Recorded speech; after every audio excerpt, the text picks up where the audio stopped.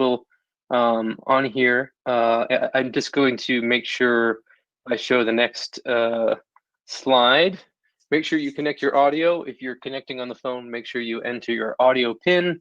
That's the only way we're going to be able to hear you. If you need to be called on for something, if you don't do that and you raise your hand and we try to call on you and we get nothing, we're just going to have to move on. So this is the most important thing. I'll get back to these other things in a second because we have a guest, our senior senator from Virginia. And let's see if we can find him on the list so we can allow him to share himself with us.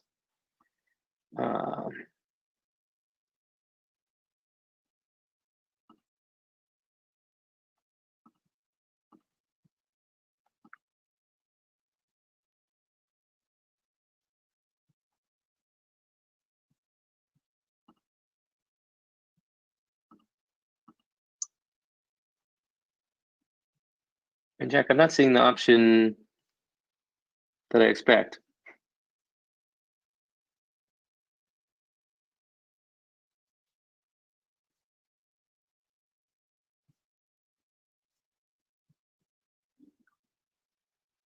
Yeah, but I can't make him up. I can't allow him to share screen, I don't think.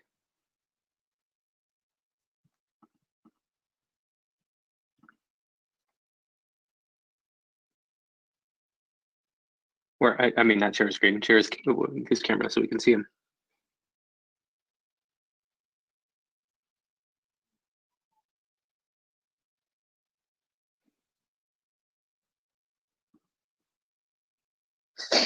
Oh wait, hold on. Let's see. Yeah, but people are, it's moving around and I'm scared I'm gonna make someone else a presenter.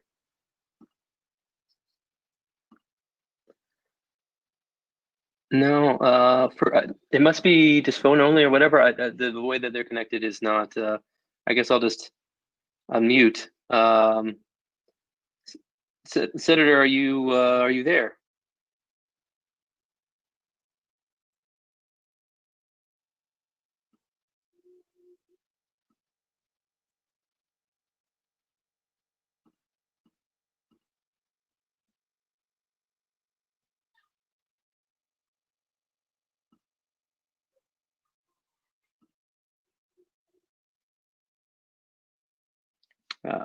Well, I guess we're having a little bit of difficulty.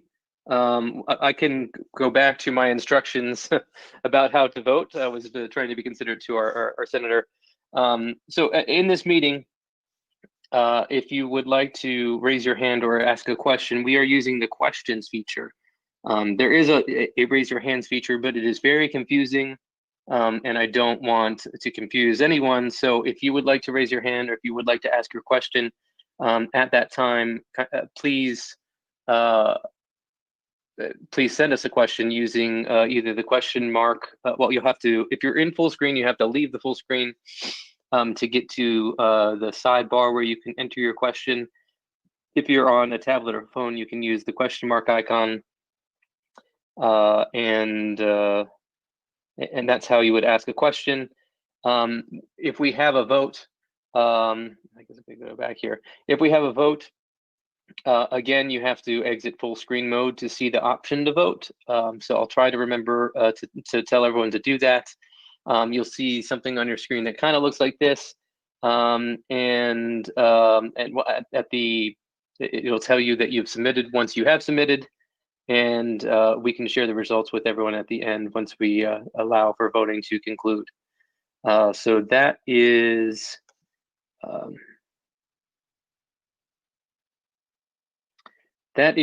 it for kind of the introduction on how to participate in this meeting. Let's go back to see if we can get the senator, who seems like it's not connected to the audio.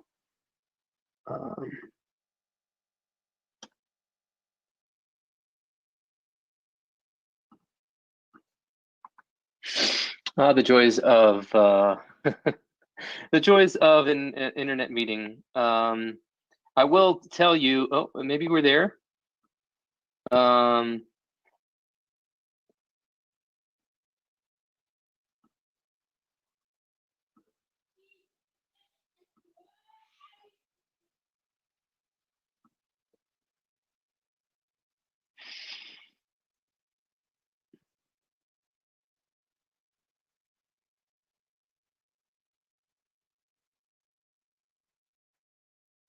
No, I don't see him at all. Okay, well, we'll move on and we'll come back to the senator when he arrives. Let's go on to the agenda. We've already covered how this electronic meeting will work, although I do see a whole bunch of people without their pens entered. So I will say again, connect. If you would like to potentially speak at this meeting, make sure that you enter your audio pin. You can see that in the audio section of GoToWebinar in the control panel. I see a whole bunch of people haven't entered your pin, so you can do that. But we're going to move on to the agenda. So the agenda is very long, and I'm just saying I'm going to do my best to kind of push through this as quickly as possible. I will appreciate your support in doing so. Is there, and please do this through, well, I guess first, are there any changes to the minutes that we need to consider before we move to adoption? Please send us a question right now. I'm going to try to do it without objection. There will be options for abstaining. Let's see. I don't know exactly how to exit full screen. Jack, I don't know if you have tips on how to do that as well. But maybe, oh, it looks like you've already kind of answered that question. Okay, so I don't see any changes. I see a couple people moving to approve the minutes. So I'm just going to say this instead. Is there any objection to adopting the agenda and minutes? If so, please say so now. I do have a small typo correction. We can make that change if we haven't already. Thank you.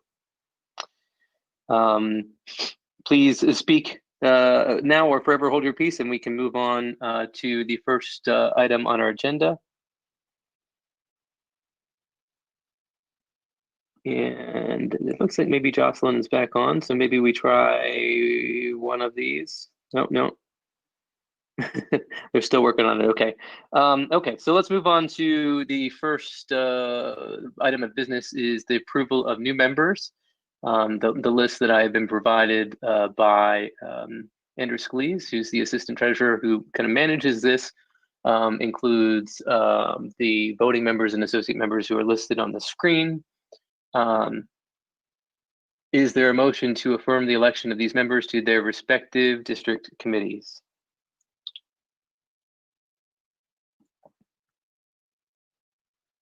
It's moved by Holly Hazard and seconded by Daniel Press. We're going to call the question. You can vote even if you're muted. Yes, we are about to send our first poll to everyone for everyone to see, so you can see how the voting works. So please go ahead and do that right now, and then we'll come right back to the senator as soon as that's done. So please vote now.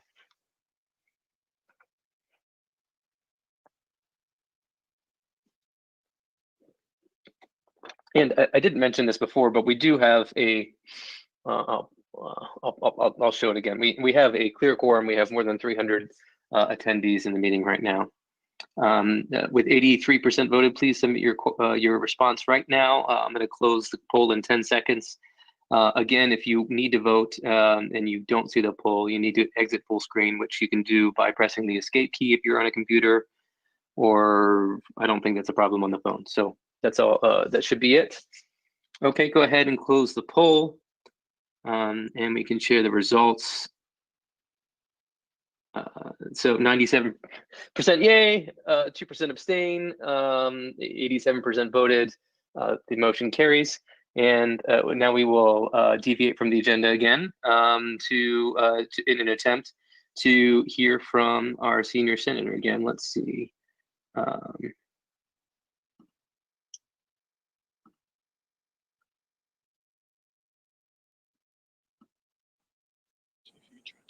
Senator, are you there? Hey, it's Mark Warner. Can you hear me? Yes, we can. Hey, Brian. I'm sorry that I didn't pop up visually. It's a little humbling for a guy that claimed back in 1982 I was on the ground floor of cellular phones, but I couldn't figure out a way to get on the webinar. So I really appreciate the opportunity to, one, say thanks to you and all of the Fairfax Dems for the great work you continue to do during this most bizarre of all campaign seasons. I know you've got a big meeting tonight, so I won't take a long time. I just want to make a couple of quick comments. One, we're in session this week. We are absolutely rejecting this nothing bill that McConnell came up with that would completely cut off people's unemployment insurance. It has very little support for state and for local education, no support for state and local government, not the kind of investments in testing and other health related we need. We're committed to getting a bill that will help Americans through the really hardships that we're going through right now. I wanted to tell the committee one thing that I'm very proud of that I've been working on for the last 7 or 8 weeks that I think will be significant. Not going to solve every problem, but it's one to try to get more access to Black communities and Latino communities in terms of access to capital. Would be about a $18 billion investment in Black-owned banks and community development financial institutions, because as we've seen, COVID is not only obviously a healthcare crisis that disproportionately shows some of the systemic racism in our healthcare system, but obviously we're seeing that as well in our economic system. And this legislation that I've got Cory Booker and Kamala Harris and Chuck Schumer has been endorsed by Black Economic Alliance and NAACP and all the civil rights groups, and it really could be, I think, a game changer on a going forward basis as we, not just COVID, but structurally in terms of access to capital. And then on a more personal note, I obviously hope everybody on the committee is well. I make a real appeal that no one needs an incentive to fire Donald Trump, other than reading the news or watching the news or watching this play out every day. A new embarrassment today. It was Bill Barr, who should have been gone, should have been removed literally months and months ago. But my ask to the FCDC members is, you've been the heart and soul of, helping to turn Virginia a bit more blue. We need you one more time. We can't take anything for granted. As somebody who's permanently scarred from 2014 election, I am taking my opponent, who has called wearing a mask a sign of tyranny, but I'm taking him with a great deal of seriousness. We need to turn out for all of our Fairfax candidates, Northern Virginia candidates, but we also have a real chance to pick up a seat in the 5th district and the 1st district. And I hope FCDC Dems, as I've told other groups, I know there are other states where people are making appeals, but we've got a lot of work to do in Virginia. We're down to, I think, 98 days at this point. And I commit to all of you that I'm going to work my heart out, to get rehired. And I just would ask all these great Fairfax County Dems to, not take anything for granted. Our numbers actually on voter registration are down this year because of COVID. So voter registration, trying to make sure we educate our voters on the new voter laws and the ability to vote early, also important. But I really just also wanted to just thank you and all our FCDC family for all they've done for me for 20 plus years, and all hopefully it will continue to do to keep Fairfax, the Commonwealth, and our country headed in the right direction. Senator, thank you so much for your thoughts. We are definitely excited. Well, I mean, we are motivated to do a whole bunch to make sure that every vote counts this year and that everyone gets their that everyone knows how the ways that they can vote, and that everyone gets their voter registration updated. And we're here to help. So we're excited to help you this year. Well, thank you so much. I'll let you go back to your meeting, but I hope the next time I can, do it in person or do it in a more visual context. But I cannot thank you enough. You guys are literally the heart and soul of the Democratic Party in Virginia, and I am forever grateful. So have a great meeting, and stay safe and stay cool as much as we can in this crazy time.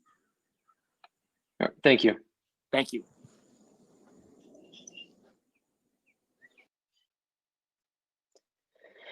Okay. Sorry about that, but here we are. Let's see. I was trying to share my video too, and I've been having my own problems. So, technology is getting us today. But let's power through. Let's see, where are we here? We already adopted new members, so we're here on the second item on the agenda, really voting on rules and procedures for the Herndon Mayor and Town Council endorsements. So FCDC had previously adopted at its March meeting to hold an unassembled caucus to endorse candidates who would receive both a plurality and at least 15% of the vote for the offices in the town of Herndon.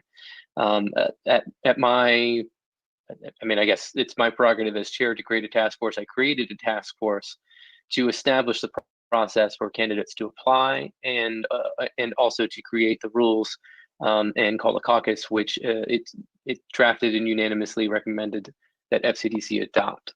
The rules for the rules that are there are kind of long and complicated, and I won't hold it against you if you didn't read everything, but kind of in a nutshell, what we're doing a virtual caucus where voters will be able to vote in electronically, or they can also request a mail-in ballot. The caucus will run from August 10th to August 28th, and there are some kind of sub deadlines inside of that where people have to request a mail ballot by a certain time, just for us to be able to mail it to them and for us to mail it back.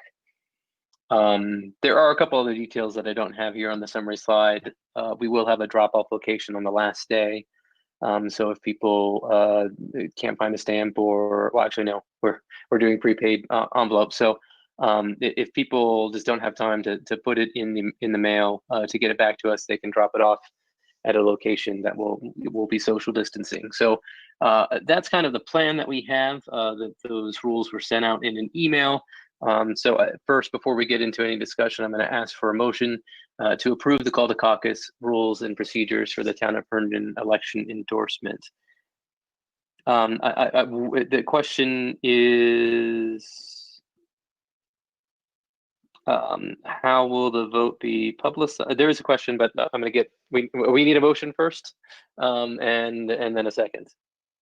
I have a motion from John Farrell, and I have a second from Rachel Rice.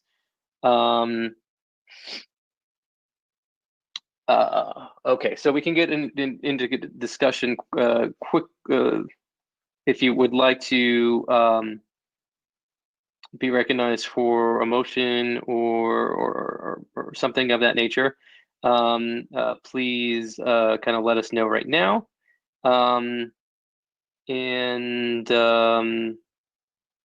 I guess I can try to unmute John Farrell. Can find him.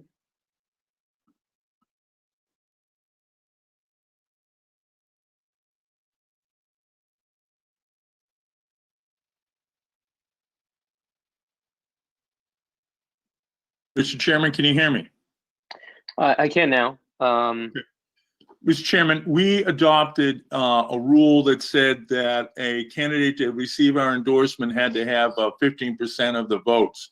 Only one candidate has sought our endorsement for mayor, that's Sheila Olam. And I would move that we suspend that portion of the rule that required a 15% vote and go ahead and endorse Sheila Olam tonight, as she is the only person who's seeking our endorsement for mayor. Okay. Can I try? Because maybe I should have just done this in a different order. How about I just switch the slide to this? My suggestion is that we amend the rules to say that if the number of candidates seeking endorsement and filed is less than or equal to the number of people who can be elected to an office, that those people would be the endorsees of the committee, and that portion of the caucus would be canceled. And of course, in effect, we're talking about endorsing Sheila Olem as mayor, which would remove as she's the only person seeking the Fairfax County Democratic Committee endorsement, who's running for mayor. Would that be an acceptable kind of wording of what you just said? Certainly, sir. Okay, and then let me unmute Cesar del Aguila to second. I second it. Can you hear me? Yes. Sorry, I did that kind of. I'm getting some echo, but I can hear you. Second. Okay, is there any discussion?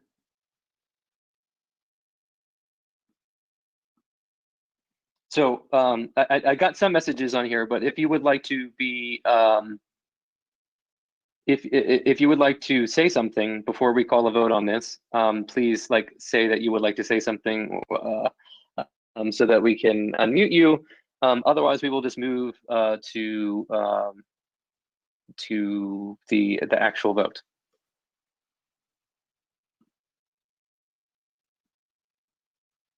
So, there is a question about what if the only candidate to file is not acceptable to FCDC. Interestingly enough, and maybe this is just kind of a result of this meeting being in the end of July or whatever, the filing deadline for people to seek the endorsement has already passed.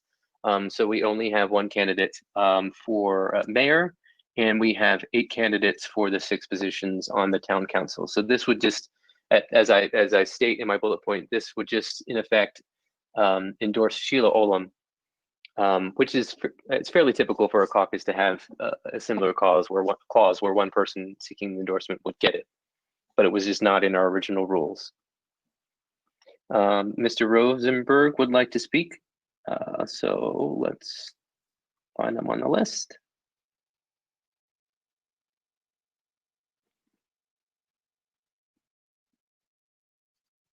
There he is. Go ahead.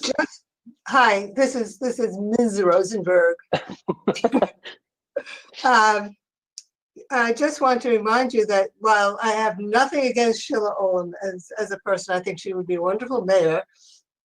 But I think as a matter of practice that we should still leave the people in the town of Herndon the option to vote on the mayor endorsement. And if she did not receive 15% of the ballots cast, then she would not be get our endorsement. Not that I think that would be possible in this case, but I think that it's we need to give the people in the town of Herndon the option. Okay. Okay. Thank you. Let's see if I can. There we go. Okay. Let's see. Let's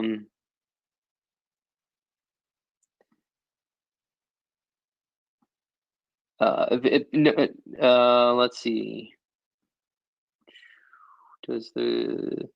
So I wish I could pull the questions over for everyone to see. I will also I will pull this over just as you can see that we have 340 attendees in the meeting.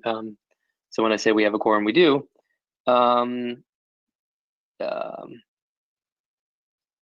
Let's see, I'm getting another request to speak from one of the Herndon Town Council candidates, Pradeep. So I will unmute Pradeep.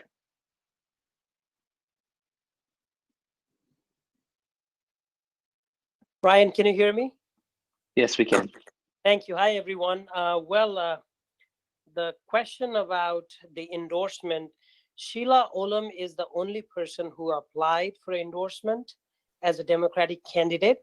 So I completely agree that we have to endorse her through this meeting today if we can, because I don't see any reason for, I understand where the previous person commented from, but at the same time, she is the only one. She's a Democrat. She applied for endorsement, and I don't see any reason to hold off on that. So I think we should go ahead and endorse her from this meeting. Okay, thank you, Pradeep. Sure. Are there any other requests for comment before we move on? There are a couple of people saying that they would like to hear from Sheila, but she hasn't asked to speak, which is fine. I think she's kind of leaving it up to us.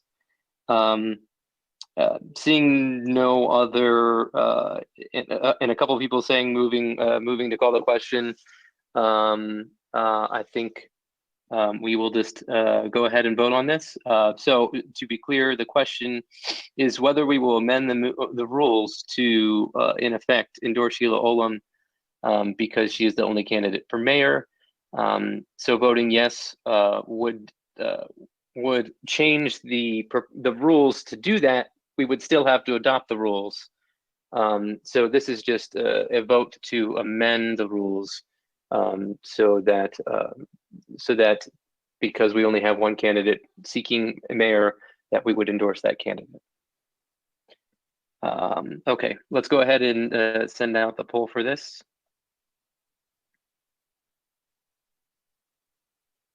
And again, as a reminder, if you didn't hear my instruction earlier, you might need to leave full screen. You can do that by pressing escape on your computer keyboard.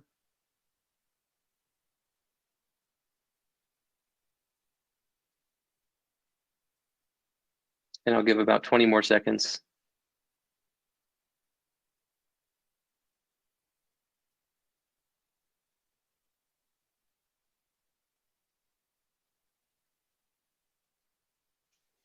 Okay, last call for votes, please.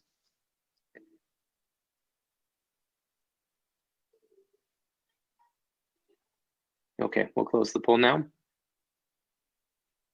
and share the results. The amendment it passes. So now we will consider. Now we will go back to the consideration of the rules, which is already on the floor. Is there any other discussion about the rules? I will say this is just an FCDC endorsement, but it is the caucus now under the rules that we have is of the people of the town, the voters of the town of Herndon.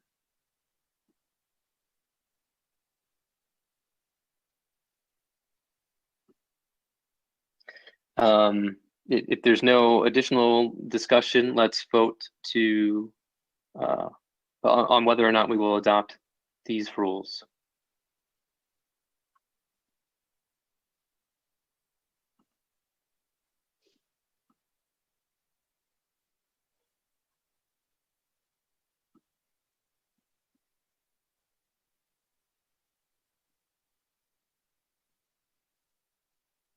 Jack, are we? Do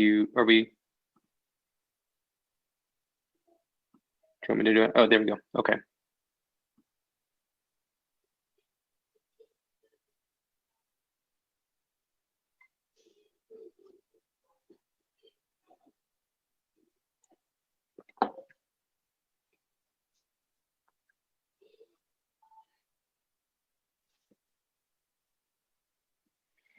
Okay, about 20 more seconds.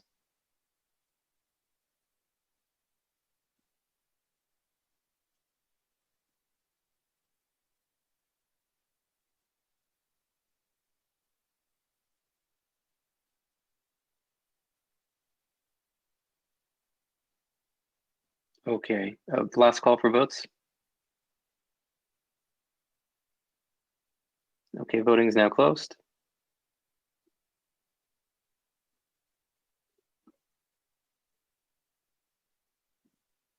Oops, I think we both pressed the button.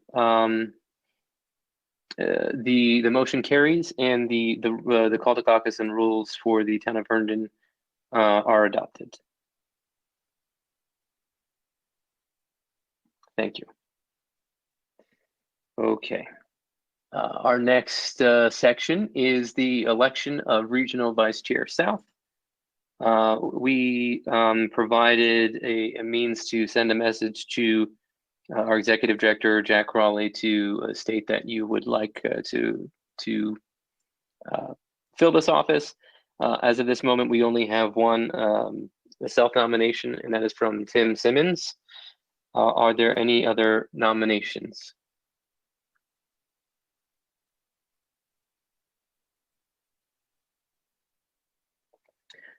So I'll give about 15 seconds for someone to type something into the question mark box or the questions box on your computer if you'd like to say something before I move on to the next step on this, which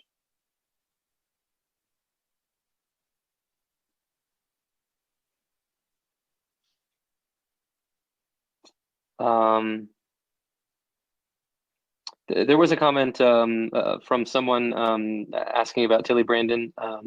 Tilly decided not to run, but in the end, Tim, can we unmute you and give you an opportunity to say a few words to the committee? Yes. Hi, can you hear me? Yes, we can. Okay, my name's Tim Simmons, as Brian just said, and I've been an active member of FCDC in the Springfield district since 2016. And so I'm coming to you this evening asking you for your vote for the position of Regional Vice Chair South. I'm a veteran. I've been blessed with 4 grandchildren and 4 great-grandchildren. I have 2 daughters.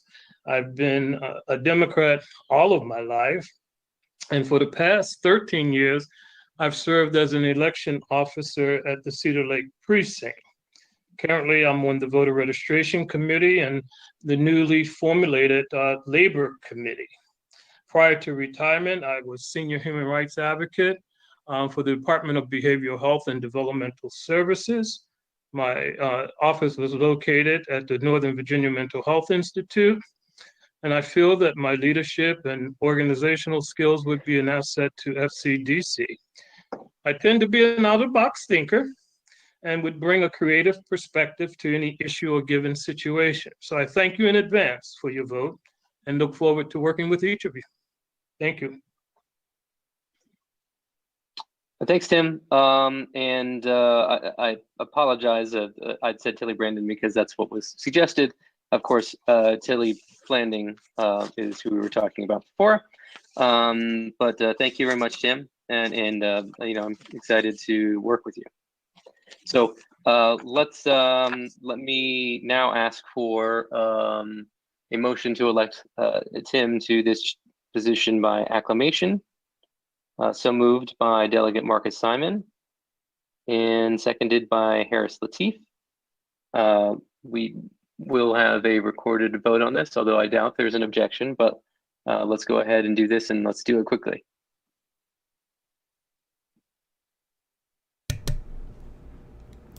Brian, do you mean to run the motion on the floor vote or the election vote that we had preloaded? Yeah, that's probably my fault. Just to do the election vote. Okay. Sorry. So instead of saying yes to vote by acclamation, just pick Tim. So that's my fault.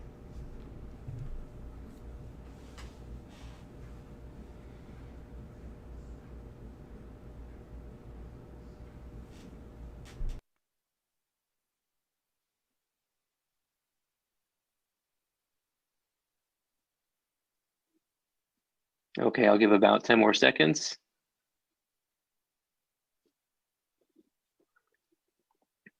Yeah, last call for votes. Okay, let's go ahead and close the poll. And Tim, congratulations, you are now the Regional Vice Chair South. Okay. Next is election of Vice Chair Precinct Operations. Similarly, we had candidates file prior to the meeting. We kind of have a interesting situation of proposed co-vice chairs of precinct operations, Maggie Godbold, Maria Varel, and Susan Johnson, and then Artavan Mobashiri. We have, I think, kind of agreed. So one, we sent statements of the candidates to everyone. I think that was earlier today. And then we're going to allow the candidates 3 minutes to speak, or I guess the groups of candidates 3 minutes to speak total. And Jack, do you know what order we're doing this in? I think Susan had indicated, sent me a message saying, checking if her audio is on. So I think she is the designated person unless otherwise indicated in the chat. Okay, well, we'll start with Susan, and we'll, I guess let's just unmute Susan. And Susan, will you be the only person speaking, or do we need to make others available to speak as well? I was going to speak, but if there's time left, chime in anything. But I'm prepared to speak for all of us, if need be. Okay, and you should be able to share your webcam if you want, but you can go ahead. If you don't want to, that's fine. But go ahead. Let's see.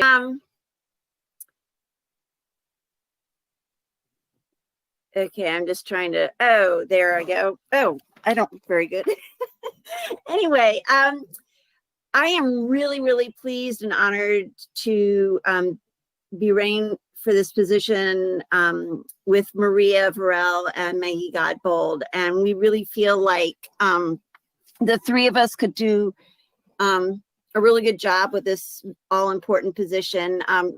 Between the three of us, we have well over a dozen years of experience just in precinct ops with FCDC, in addition to lots of other things, such as Maggie is the immediate past chair of the Sully District Dems. I actually served as the sole vice chair of precinct operations for 5 years. And Maria's been heading up the training arm of precinct ops for a while. And so we have a lot of experience. We do work well together. We worked together on some other projects before, and we know we can form a good team and keep open communication really well. We started to work out specific team, the precinct ops team, and to the committee and as a whole, you know, who's responsible for what, so people will know which one of us to talk to about what. So, you know, we feel like, you know, we're from 3 different districts, 3 very different parts of the county. Maria's from Mount Vernon, Maggie's from Sully, and I'm from Braddock. And each district that we're from has a very different style of precinct ops. And we know that's true for all the districts. And with the 3 of us, we feel like we will easily be able to, you know, keep that in mind, that to respect each district style of precinct ops, while at the same time providing support and structures that can be used by everybody. Our overall goal for everything is, you know, maximizing democratic turnout for every election. This year specifically, we will want to be collaborating the messaging about the various voting options, voting early, voting by mail, and voting on election day, to make sure everybody knows what their options are. And also, you know, looking forward to election day to, in some way, getting, having a democratic presence there that is both safe for voters and our volunteers, and still effectively getting across the information that we need to give to voters. And we have a proposal already for how to do that. We're just, that will be proposed next month at steering.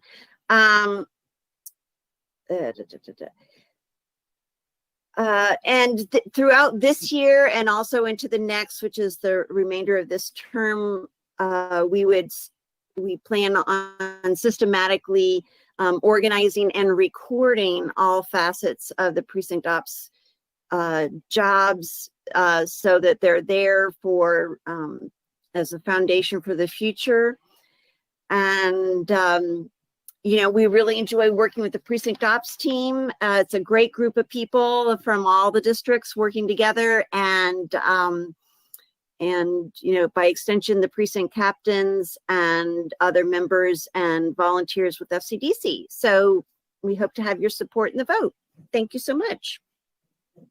All right, thank you, Susan. Thank you so much. Let's see if I can unmake you a presenter. If I can take that back. Next, I'll switch to Artavan.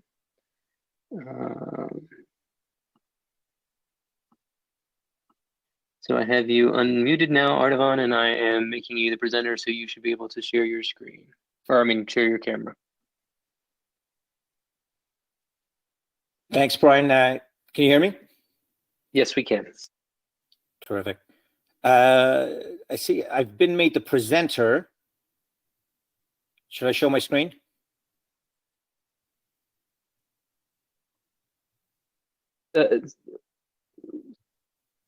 You can share your screen, or you could share, you should be able to share your webcam now. But if you'd like. I don't see where I can share my webcam. Okay. I did the same thing for Susan, so I don't know. Oh, wait a minute, hold on. I don't Share the know. webcam. Okay, there it is. I can see you now. Can you see me? Yes. Terrific. Thank you, everyone. Thank you, Brian. And I did want to thank Susan, Maggie, and Maria as well. Just a little bit of a background. I am a newbie in Fairfax County and Virginia. We moved down here. My wife, Azita, and my two children from New Jersey, from Bergen County, New Jersey, about 3 years ago. I'm a new member of the FCDC in 2019, last year. But I have been a lifelong progressive Democrat from New Jersey. There's lots of us up there. I'm a lifelong civil libertarian as well. I'm a member of the board of directors of the ACLU of Virginia. I'm the vice chair of the finance committee there, and I chair the investment committee. I'm an investment professional by training. I'm a partner in an investment firm. I was a partner in an investment firm based out of Richmond, we've recently separated there. I'm a visiting professor of economics at the University of Richmond, and I also am a lecturer of management at Rice University in Houston as well. As you may have thought, I do have a finance background. I'm an economist by training, an investment banker by profession. I've held various C-suite roles in various financial institutions in the New York area over the years. I've led organizations where the purpose was to get buy-in from many various stakeholders, and so build out a coalition, build out a team, build out the thought process. I've worked with that actively at the ACLU of Virginia as well. I think if the sole reason to elect one of us or one of the teams here, and the sole reason was on the ground precinct experience in Fairfax County, I can't beat Maggie, Maria, and Susan's experiences. My hat's off to them for their involvement over the years and their dedication to FCDC and getting the votes turned out. I think if our perspective is that if we're electing a vice chair, we're electing a vice chair. I think we have a committee for precinct operations. The only thing I would say is, I think we probably need a leader for the committee as opposed to another committee within the committee from that perspective. In terms of what I can bring to the table, again, given my background in leading efforts in organizations like that, I believe I'm a big believer in data and the application of data.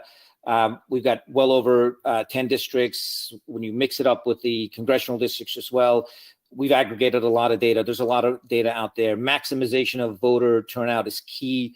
I think one of my other goals would be looking at districts where we are blue, slightly blue, maybe purplish, and turning them even more blue, giving them even more of a solid foundation there for future elections, not just the 2020 elections, but clear that the 2020 elections are key. I'm not a big hierarchical individual. I think, and I don't think there's a one size fits all. I think we've got districts that are varying for varying reasons and factors different from each other. And I'd love to get on the ground and try and understand what differentiates one district, what differentiates one neighborhood from another, and try to maximize our efforts there. Can you wrap it up, Ardavan? Your time's up.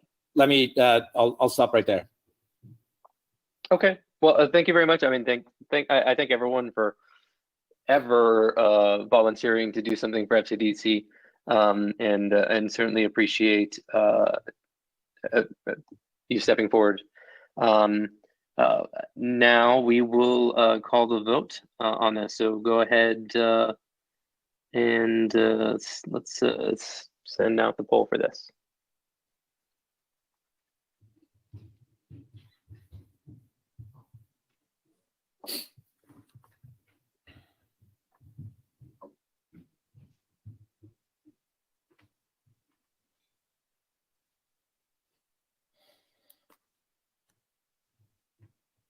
We've reached 75% voted, so I'll give another 20 seconds. And as a reminder, if you didn't hear my reminders earlier, if you're in full screen, you might not see the poll. You might have to press escape on your computer screen, or I mean, on your computer to see the poll.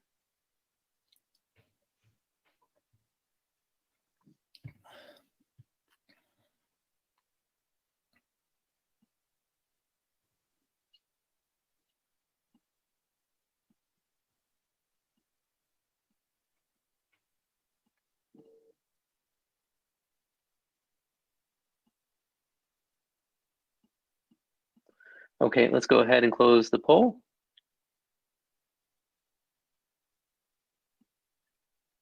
And share the results.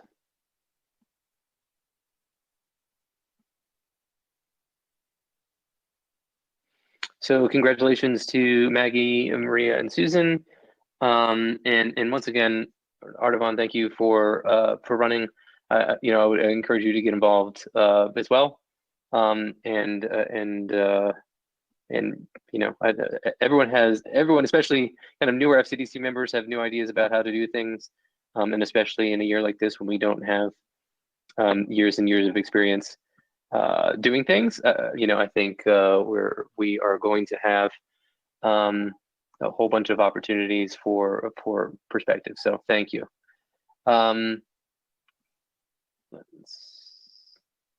Let me switch to screen sharing. So now I apologize. I have tried and I cannot turn on my webcam. I'm on vacation, so you know, maybe it's a good thing. But our next item on the agenda is the treasurer's report.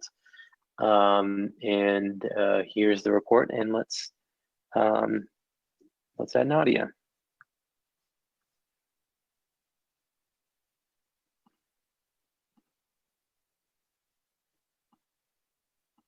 All right, Nadia, go ahead.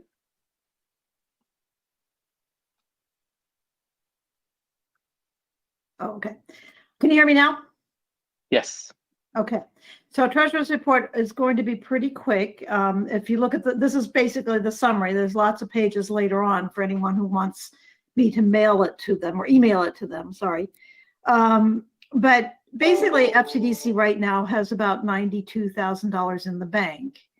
And our district committees, you know, have a little bit, you know, they have 81,000, and then we have a bunch of money that we put aside for various things that we owe and will have to pay this year that are kind of off budget. The thing that I did today was try to project forward to where we would be at the end of the year, how many fixed expenses we have to the end of the fiscal year. That means rent, staff, copier, NGP, you know, things that we can't really get out of. And basically I came up with, through the end of the fiscal year, which ends on March 31st, we have $97,500 in expenses that we can't and don't want to not pay. And we have right now, we've got 92,500 in the 800 in the bank, or 92,000 in the bank. So we have some money coming in. We have some money that came in this month that's not in the books yet, and we have the district committee 22,500 from the district committees. So we're not going to be broke. But what I'm thinking about is when we want to start thinking about what we're going to do for precinct ops, what we're going to be doing for the joint campaign, everything we do going forward, we're going to have to pay for with new fundraising, essentially. So, and we've had a hard fundraising year, as I'm sure everybody knows. It's been very, very difficult. And we've had wonderful members who are all coming forward to support us. And we have lots of small events. And maybe Tina will be talking about our upcoming Jefferson Obama dinner and what we can do virtually on that. But just keep in mind that anything we really want to do has to be paid for with new fundraising, essentially. Anyway, that's my report. Okay, thank you, Nadia. There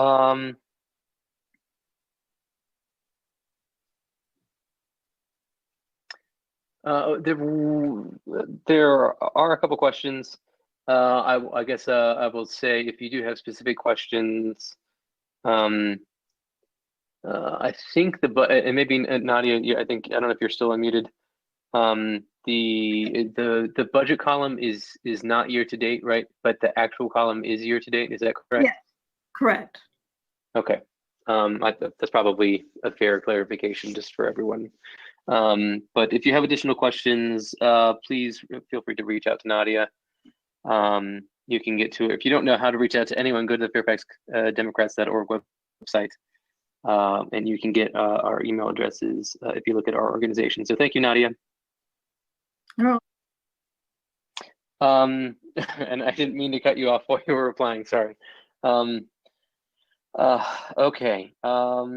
Next is the chair's report, and I'm going to be very brief because I know we're already almost an hour in. For COVID, the FCDC office remains closed. If there's a particular reason that you need to use the office for something, just ask our executive director, Jack Corrali. The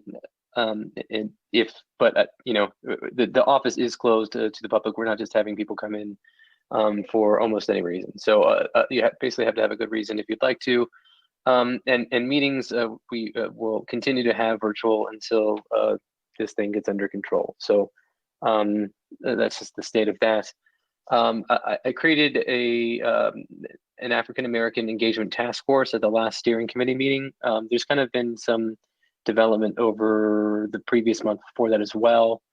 But more specifically to be well organized and to formulate a group that can create an action plan for FCDC to things that FCDC can put into place, kind of in response to the Black Lives Matter movement. But obviously, we're not in a room, so you can't look around.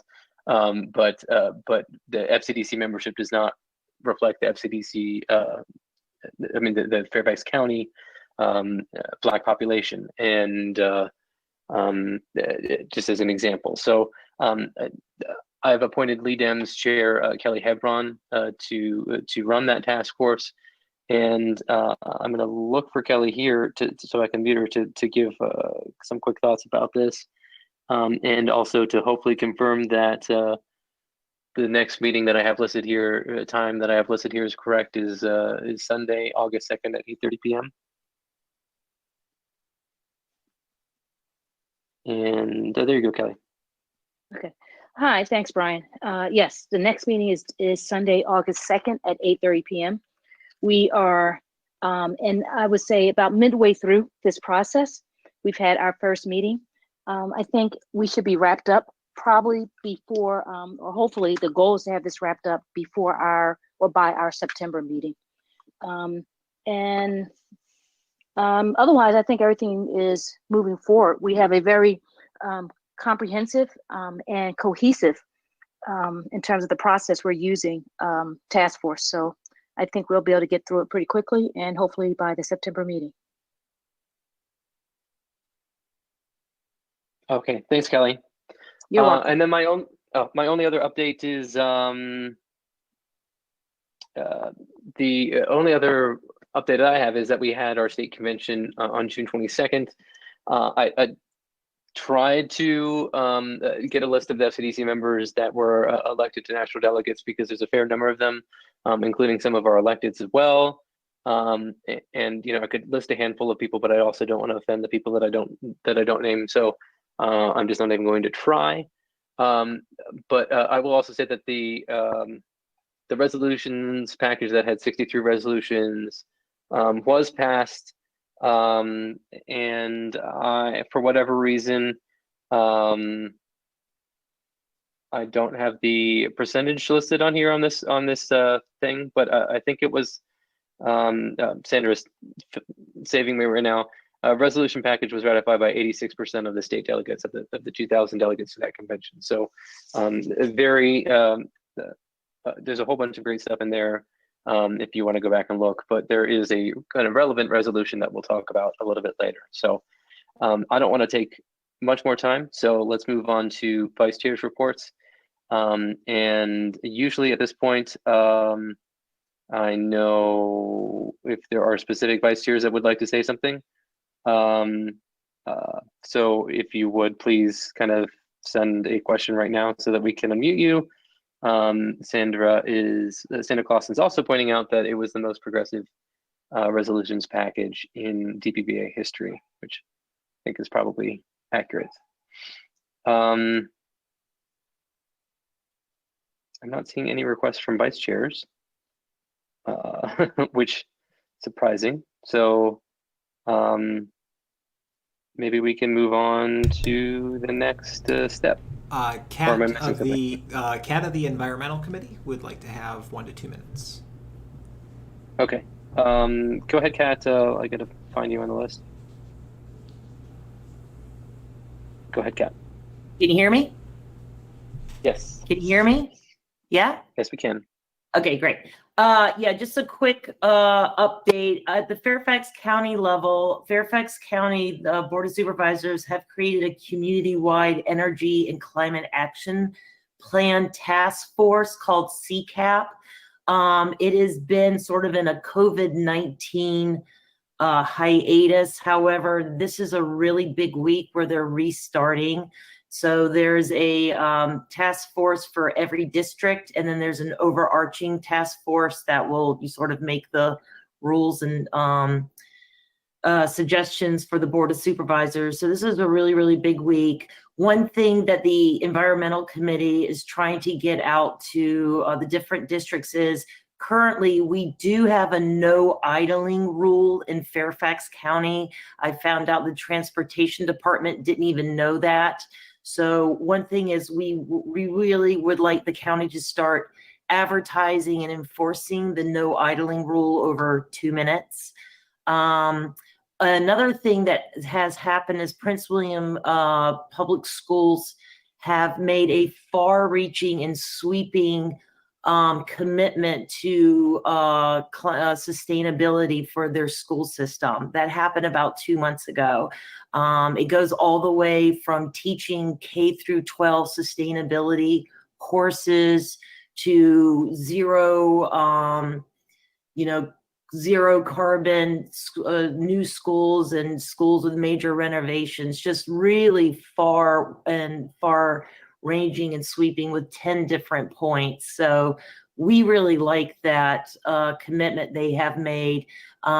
Fairfax County Public Schools has, with Melanie Marin, who's awesome, who ran on a green campaign, she has a resolution that passed that was seconded by Carl Frisch to look at 4 different items. Definitely not as deep, not as sweeping as Prince William County. It's lacking the educational aspect as well to our next generation, which we feel like is very, very important. So that's something else that we're also working on. Thank you. Okay, thank you. Let's see. Okay, I don't see any other kind of requests for vice chair reports. So we'll move on to the campaign updates, and hopefully I have Adam. Hopefully we have Adam available to speak about the Virginia Victory coordinated campaign. And I am having a hard time. Oh, there it is.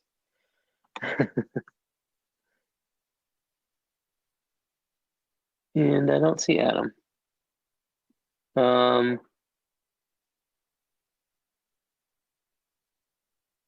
Okay.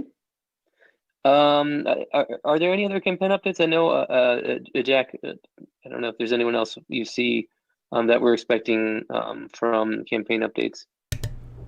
I saw and if Sarah you are- from Congresswoman Wexton's campaign was on here earlier, so let's see if I can find her. Yep, there's Sarah Derby. I will unmute her now.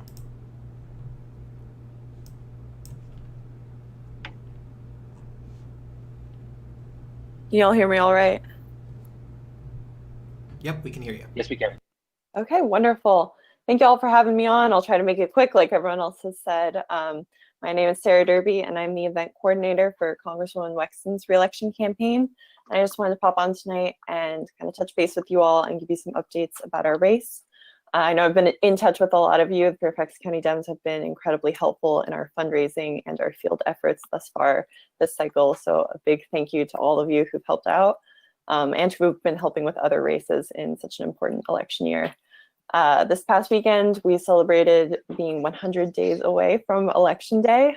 We celebrated with a virtual organizing event, and we've been hard at work trying to keep virtual phone banks and house parties and fundraisers going and alive and well in 2020 during the time of coronavirus. I think Senator Warner really said it the best, that we can't take anything for granted this year, which I know you all know. So we really appreciate your continued efforts, especially given the unusual circumstances in which we are running our campaign. I did also want to shout out a couple of fundraisers that we'll be having in the upcoming month or so with some Fairfax County Dems. We'll be having one on Friday, the 31st from 6 to 7 p.m. And we'll have Shannon Watts, the founder of Mom's Demand, as our guest speaker. And then we'll also be having a fundraiser on August 11th, which will feature our special guests, Senator Favola and Supervisor Faust, as well as one on the 14th. So we have a lot of opportunities for anyone who's looking to get involved either on the finance or field side. We would love to get in touch with you all. If anyone wants any more information, my email is Sarah, S-A-R-A, @jenniferwexton.com. Feel free to reach out to me with any questions. Just wanted to come on and be a point of contact. So thank you all again, and look forward to getting in touch with some of you. Thanks, Sarah. I'm not seeing any other. I'm not seeing any other campaign updates. I guess I will just mention, because there have been a couple of people who have been asking about yard signs. FCDC does have an order in for yard signs, which we were expecting a little bit earlier. It got delayed, but it should be in early next month. Districts will. But many districts have orders of them and will be receiving them. FCDC will also be selling them as a fundraiser. So look forward look to those emails and to the FCDC website for information about that.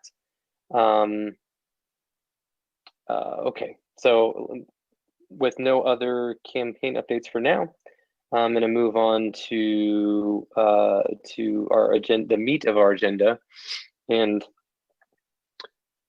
looks like that's off a little bit, but there are kind of two bylaws amendments that were proposed, and we're going to kind of consider them separately. One is kind of a reboot of the of something that was actually both of them are kind of reboots of something that were proposed originally at the January meeting. So I'm going to find Mr. Becerra, who is the originator of this motion, or the motion to amend the bylaws, so he can make the motion, and then we'll ask for a second, and then we can discuss. So George, I'm asking for you to unmute, unless you don't want to speak, in which case, there you go. Can you hear me, Brian? Yeah, so would you like to make the motion, and then we'll ask for a second? Yes, good afternoon, Brian and everyone. I'd like to move this amendment to the FCD bylaws. You want me to read it, or is it posted? It was sent an email. It's on this. It should be shared on the screen, hopefully. Oh no, it was paused. Hold on. I mean, I can take some time by just, there's the motion and then asking for a second, or just I can read it. No, I think that's not better. Okay. I think it being shared on the screen is probably fine for the moment. I'm looking for a second on this amendment, though, and I haven't seen one yet. I do have someone who'd like to speak, but before we get into discussion, I need a second. So the amendment. Okay, here's a second. I've got seconds now. Second from Saddam Salim. Go ahead, and George. Actually, did I do something out of order? Let's try to be brief. I meant to kind of make a motion to limit debate to be as quick as possible. But, yes, go ahead. You can go ahead. Yes, again, thanks, Brian. This is a little history behind it. This was brought up kind of in January. Officially, we had to reorg, and then it got tabled, and it also got modified by Alex Rodriguez out of the Dranesville district. So it's just some basic quick facts so we can move on to the meat of this is, as my near decade member of FCDC,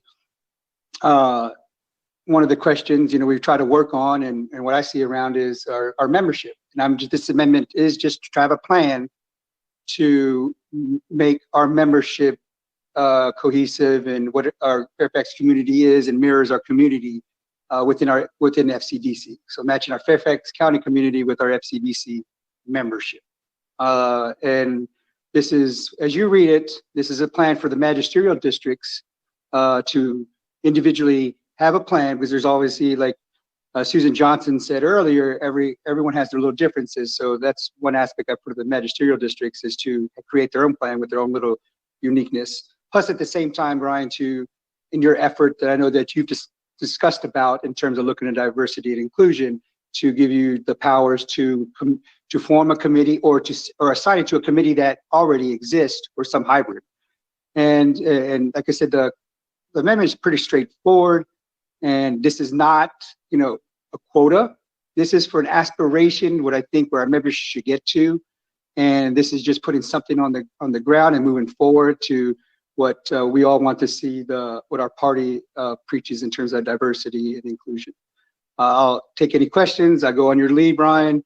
But I appreciate just having this opportunity to present this to change the bylaws with this amendment. Okay. I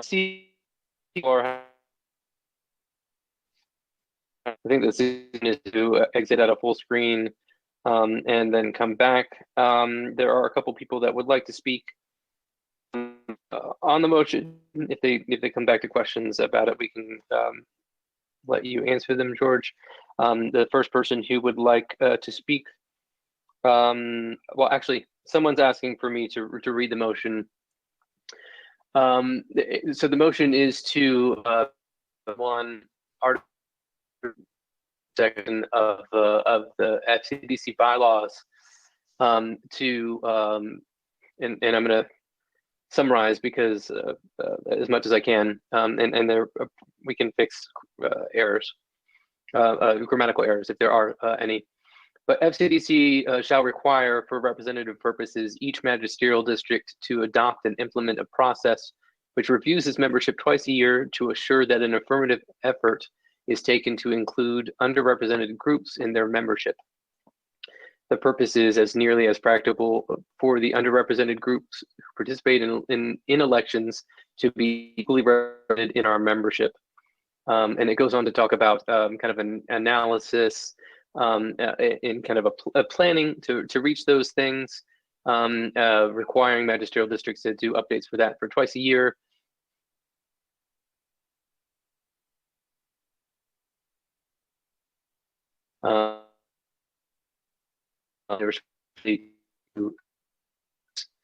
Which could be a new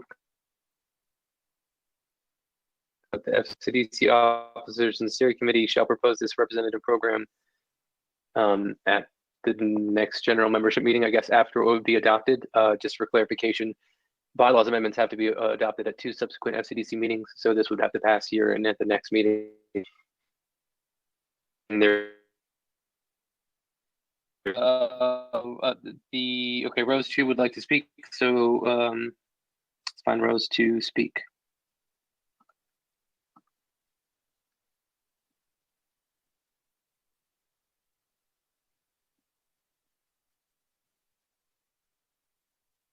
So you should need to unmute yourself, Rose.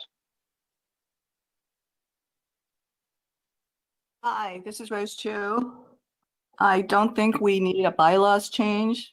Yes, we need a task force or goals and everything, but there's so many questions. How do we recruit new members in this pandemic? How do districts that are close to membership limits, how are they going to add a lot more members? What's an underrepresented group? Is there data by magisterial district? What about young Dems, disabled? And there's probably other groups. I'll leave it at that. Okay, thank you, Rose. Let's see. Is there anyone, Jack, there's a whole bunch of things in here. Is anyone else asking to speak? Andy Twig is the one I'm seeing right here. Would like to speak on the topic in favor. Looking through. Okay. I'll go ahead and unmute Andy. Go ahead, Andy. Hi, I'd like to speak in favor. As I read the bylaws amendments, it's really, I mean, for lack of a better word, it doesn't have that much teeth to it, which I'm just saying, I don't think the burden is terribly high. All it's asking is that we sort of recognize what actions we're affirmatively taking and then monitor it, right? And so there isn't a requirement really above those two things. And I think it's nice to have it in the bylaws, because then basically through inaction or forgetting, there are always elections, there are always things every year, right? And it's an easy thing to leave off. And so that's why I'm voting in favor. Okay, thanks, Andy. I see Ken Wheeler and Karen Sever also. Seaver. Okay. There was a kind of question. There was just a general question too. Someone was asking that there need to be some wording changes to this. Well, we could change grammatical things, but if there are like actual kind of errors that we need to fix, we would need to do that now, or we could send it to a committee or something else to fix it if we needed to. But if we pass it today, we would need to pass the same exact bylaws amendment at our next meeting without any amendments for it to be added to our bylaws. Wait, can you repeat that again? Ken Wheeler? Yeah, and then Karen? Ken, Karen, and Mark Tenney, I see in the list. Okay, I'm trying to, there you go, Ken. Thanks. I'm speaking against adopting the bylaws at this time. We already have a task force that's halfway through their effort for the Black members of the committee for figuring this out. We know we're going to have issues with other racial minority groups. And I think that until that first task force reports out, with which their job is to figure out what's actionable, it's silly to change the bylaws, because then we're going to be in a tail chase. We should at least table this until September when that task force reports out. So Ken, I guess to be clear, because you have the floor, are you suggesting that we vote to either table it, which is, I don't know, or if you want to, we could refer it to the task force? Either one. I don't have strong, I say table it so that we don't make a decision today. I suspect that when the task force reports out, that a revised bylaw change would probably be a part of that. So, you know, whatever makes the least bureaucratic effort to allow the task force to finish the job that we gave them and report back as to what changes we actually need in the bylaws. Okay. So I think maybe just technically speaking, because the task force has a limited purpose, and I think this would be potentially adding to this the purpose of the task force. Maybe it makes sense for them to table it for consideration. Excuse me, at the future consideration, with the hope that the task force would make some recommendation regarding that. So would you care to make that motion then? Sure. So And that's then what I move, that we table this until the task force reports back. Okay. And then I have a second from Dan Press. So now we have the motion on the floor is to table. Is there any discussion about tabling? Now the discussion here about tabling would be whether this is something that we need to do at this moment, or whether it's something that we can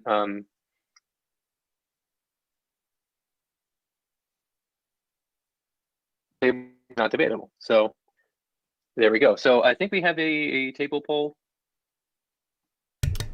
Not one specifically for this amendment. Let me give me 2 seconds. Okay, so talk amongst yourselves. I mean, I completely agree that we need to do something like this, and we need to continue to do things like this. Our focus right now, just taking some personal privilege, our focus right now is kind of building efforts around the Black community of Fairfax.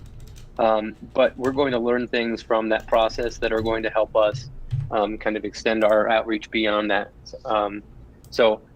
You know, I don't have any concern. I don't really have specific concerns about this as it is personally, but we have a motion on the floor, and I'm just kind of stalling to wait for it is ready. us to be able to send it. Okay, so we'll go ahead and share the poll, please.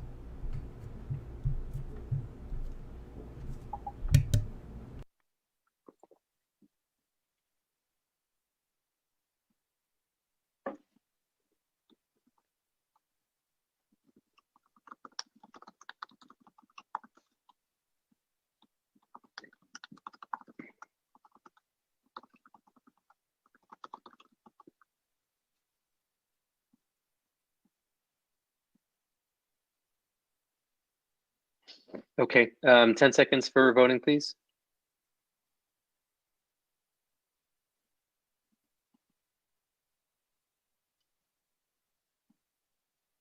Last call for voting, please.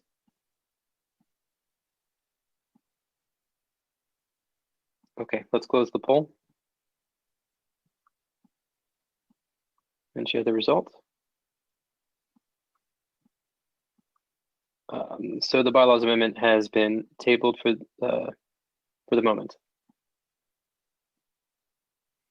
Okay, on to the second bylaws amendment. But first, I would like to make a proposal that, just for the sake of, it's been pointed out by a couple people that we just spent a whole bunch of we spent a fair amount of time on that, and I don't think that's necessarily bad, but we do have a whole bunch of things kind of lined up for this meeting today. So I am going to propose, and I would request that someone move that we suspend the rules to limit debate, to permit only 5 minutes of discussion for both the affirmative and opposing sides, to all future kind of questions in this meeting. It's moved by Frank Anderson, and seconded by Ed Robichaud. So I guess we could discuss that, but I think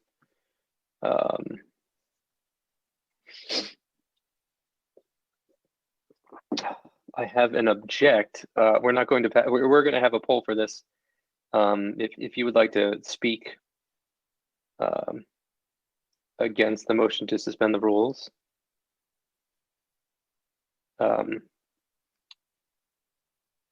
please let us know. Otherwise, we will call the question. So to clarify, this is to basically add a rule, because under Robert's rules, everyone on the committee has the right to speak about something before us. And well, that's great and all, but we still have 330 people with us. That's surely, I don't think everyone wants to be here until 10:30. So, okay, not seeing any other 5 minutes for each side is the proposed that has been moved and seconded. Okay, let's go ahead and which might be a lot, but there are some important things. I would ask everyone to be as brief as possible. Let's go ahead and send out this poll for voting.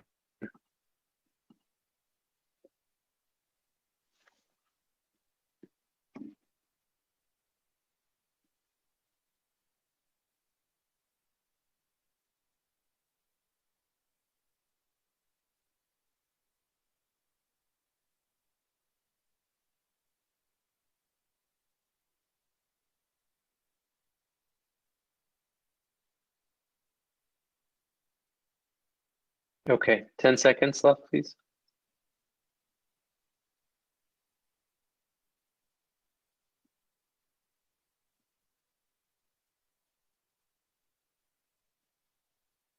Okay, last call for votes. Okay, let's close the poll and share the results.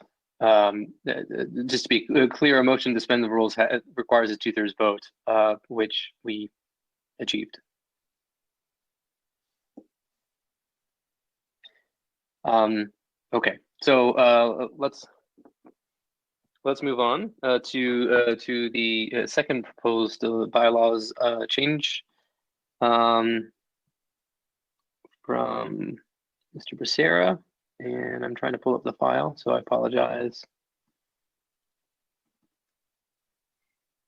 But I feel like we may have a similar outcome. Let me go to Mr. Becerra.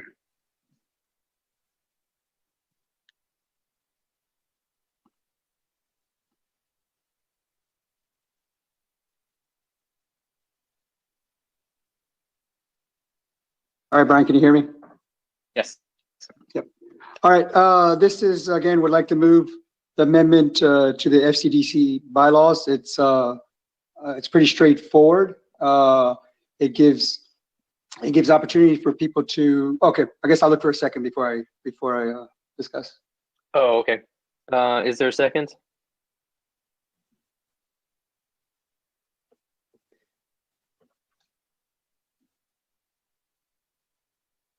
Okay, I have a second from Saddam Salim. Go ahead, George.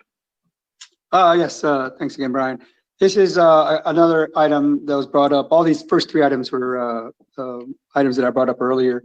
This is pretty much give the ability for folks to create new caucuses or standing committees under the FCDC bylaws. Plus, it gives us general membership the power when someone presents for approval, that we can vote on instead of just, someone just wants it and just forms it.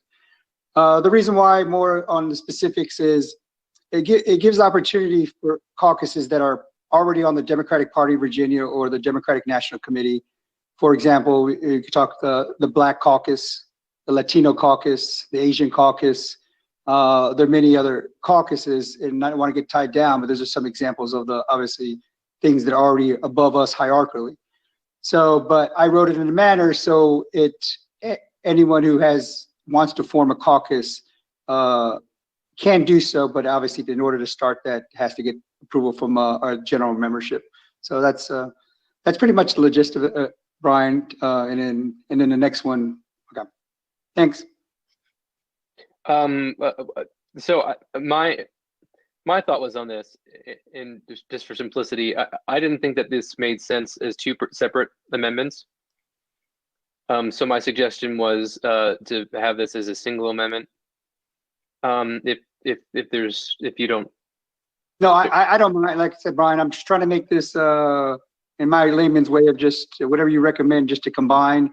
I'm trying to have a flow with what you're doing in your leadership. Plus, with the previous one, I did agree with Ken Wheeler's motion with deferring it to that task force you created, as long as they know that it's been assigned, and also that each district has representatives from there. I'm totally fine with that. When you tabled it to the next general membership meeting. So there've been a couple questions. Sure. There've been a couple questions about not being able to see the whole thing. The only change to this section bylaw or in bylaws amendment 3 is to insert the word "and caucuses," which would allow the chairs of caucuses to be on the standing committees. And then this changes the method in which we create a standing committee or caucus. Although there's a question about whether this should be shall or instead of should.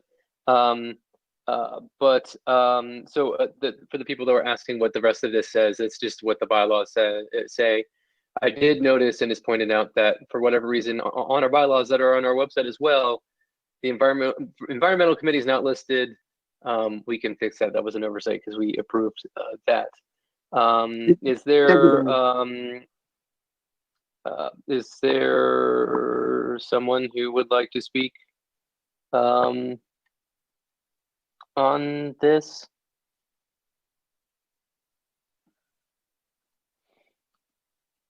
I did ask, the question is asked just generally, what are the current requirements for approving a standing committee or caucus?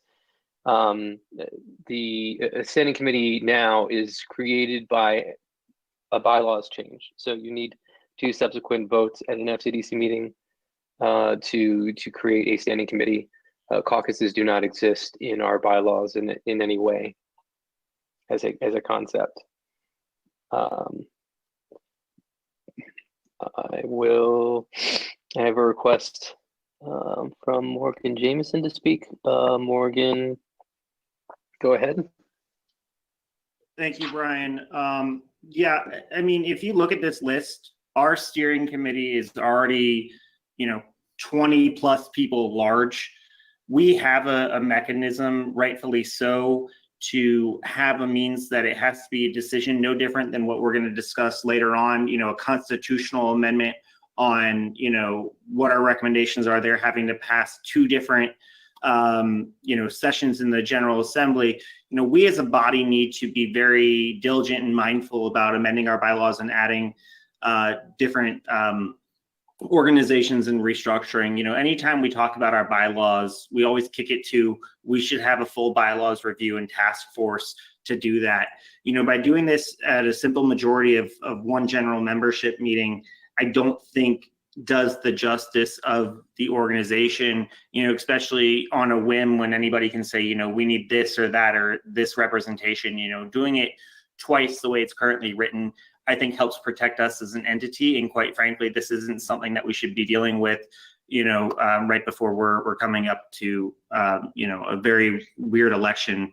So actually, I had made another motion, but I'm just speaking against it at this point. Okay, thank you, Morgan. If you do want to actually make a motion other than just the seconds or whatever, I would like to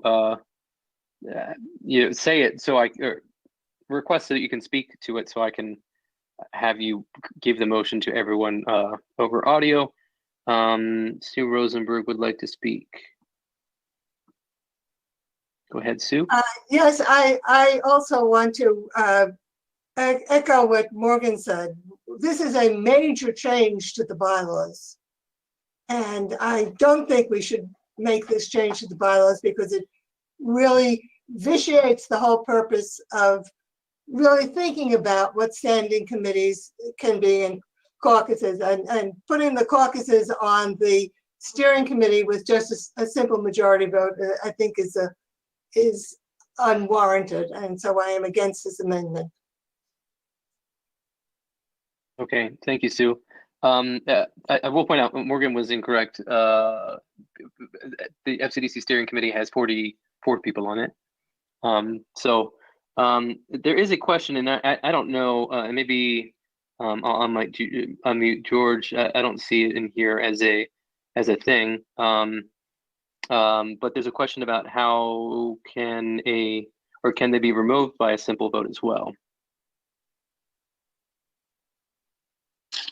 Tell you the truth, Brian, I did not consider about removal. When looking through the bylaws, like you had said, just trying to connect the dots here.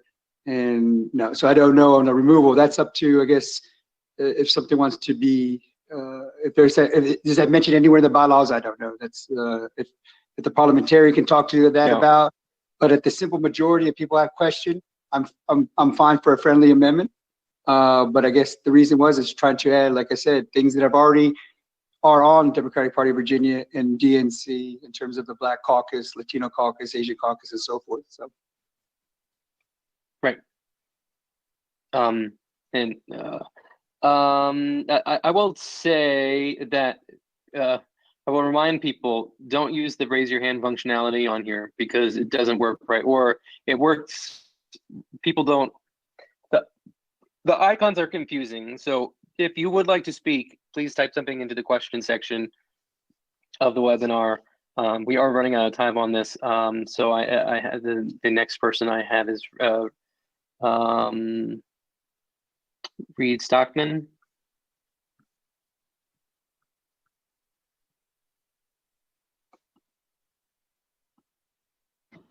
Go ahead, Reed. Hi. I just wanted to echo what Morgan and Sue said. And I think that it's important to think about the fact that we cannot populate the existing standing committees as they are today. And so if we're trying to get participation, we have a long way to go to populate most of the existing standing committees before we go forward. So I would urge us not to expand that opportunity at this time. I think it's complicated, and I echo what Morgan and Sue said. Okay. Thank you, Reed. We've heard a number of people speaking against. Is anyone who would like to speak for, or would, or should we just move forward?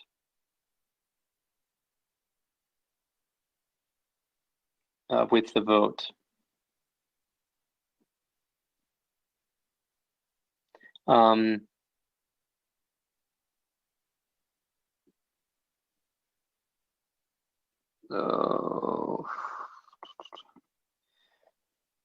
Okay, we have basically the same request. Morgan's already spoken, so let's go to Mr. Wheeler. You unmuted me, thanks. I would like to move that we table this and refer it to a committee to be created to figure out who should really be on the steering committee. Because a steering committee of 44 people is not a steering committee. It's, you know, basically a big meeting of people that want to talk. And with 1 million people in the county, we need a steering committee that's focused on the right people. And I get why this caucus is being proposed, and I actually support the notion of a pared down steering committee that has, you know, Black, AAPI, and Latino membership with the district chairs and the elected officers.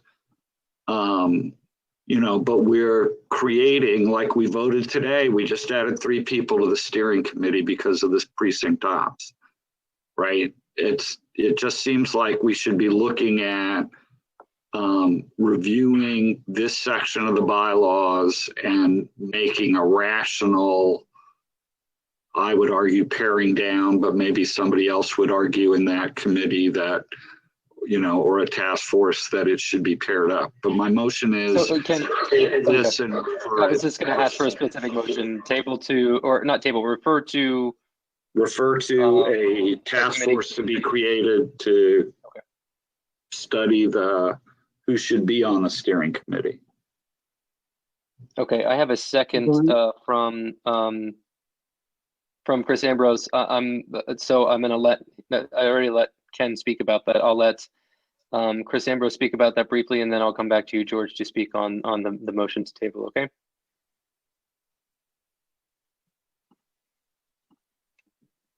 Go ahead, Chris.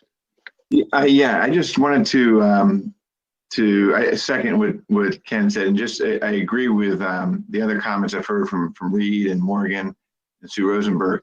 Just a quick historical perspective: when we created the vice chair outreach years ago, one of the visions that we had was that underneath that there would be caucuses that could be created by a simple majority vote of the membership, but wouldn't necessarily be full steering committee positions. That became very controversial and was ultimately voted down.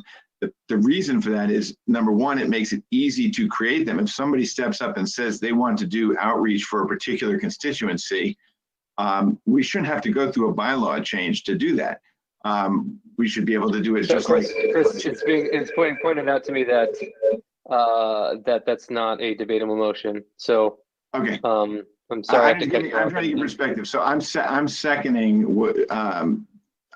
Ken's motion to table this for now, and I just wanted to give some perspective on why that's a good idea. Okay, thank you. And George, I apologize that the motion to table is not debatable. So we will need to vote on that. So I think that we have that ready. Or did we reuse that one? No, we have it. It's ready. Yeah, I'll launch it. Okay, go ahead.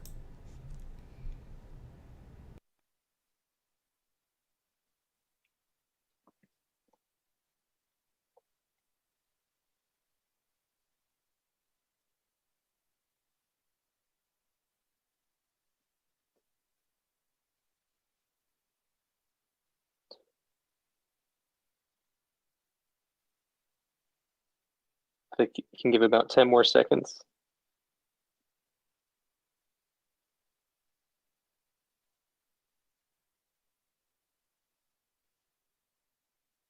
And I'm sorry, you know, this is, well, I wish everyone understood Robert's rules. Voting to table just kind of sets it aside. We can pull it back at our next meeting, or we could decide later in this meeting to take it off the table. Maybe we'll do some Robert's rules training at some point, but okay, last call for votes. And go ahead and close the poll.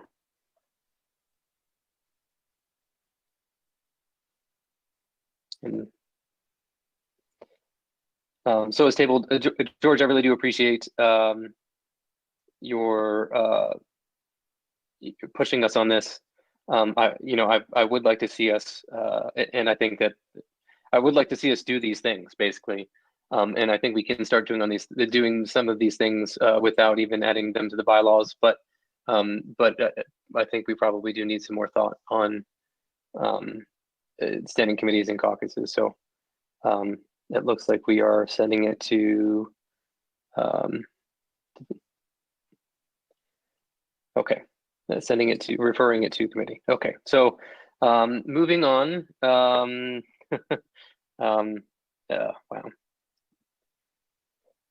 Let me go back to my list of things. Hopefully these other things will be less controversial, but you know, you never know. So we have a motion on the Mar Memorial, and if we can, I think John Farrell has made that motion. So I will. Sir, he's already. Brian, your next motion is on the changing the duties of the recording secretary. Oh, I apologize. And we also sent this out, but it was pointed out to me that the bylaws state that process happens at reorganization, and it doesn't have kind of any definition of being able to set the duties outside of reorganization. I know that was sent out to everyone, but my I guess ruling is that motion is not in order, or a motion to change the change that is not in order. And I apologize. I didn't tell anyone about that.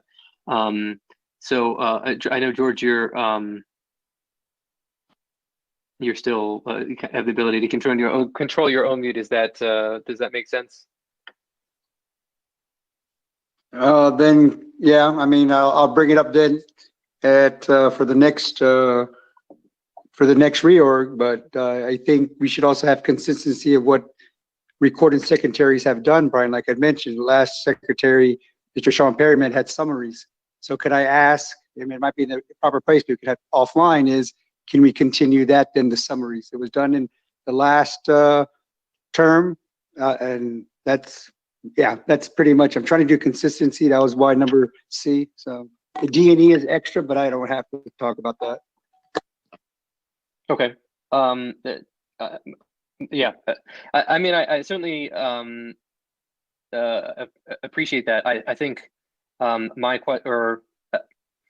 don't know that we necessarily need a vote to do that either. I think that's something we probably could do just by asking, but just making it specifically. And I know that you've asked for some reason you didn't get them, although I think you have received minutes, but we haven't sent them to everyone, or I don't think we've explicitly asked to send them to everyone, but I think that's probably something we could do. What we do at our FCDC steering meetings is not secret.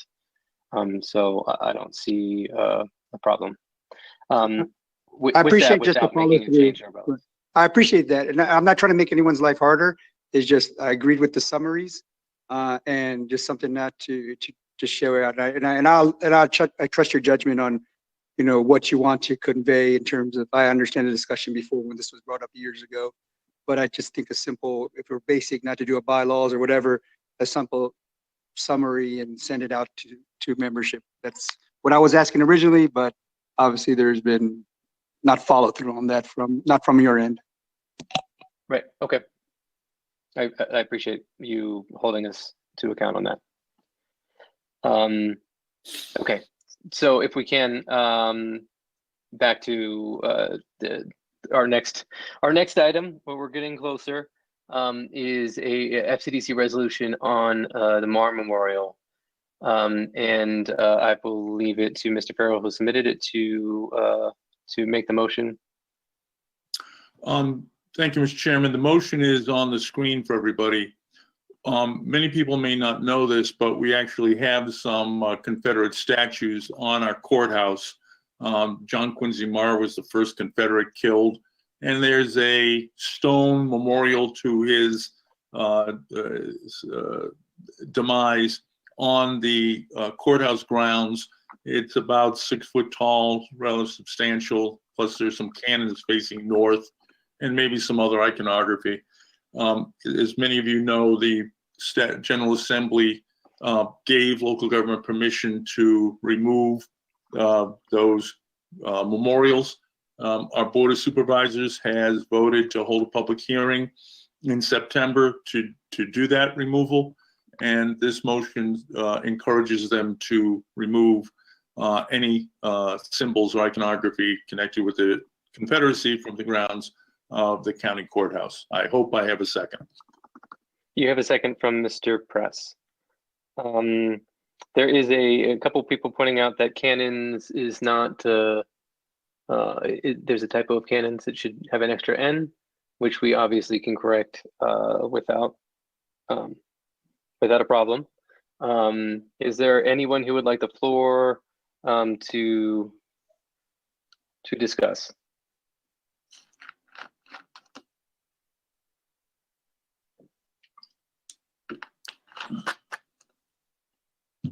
Yeah, I'm seeing some people asking questions and things like that, but if you would like the floor to ask the question, please let us know. I have a couple people trying to call the question. And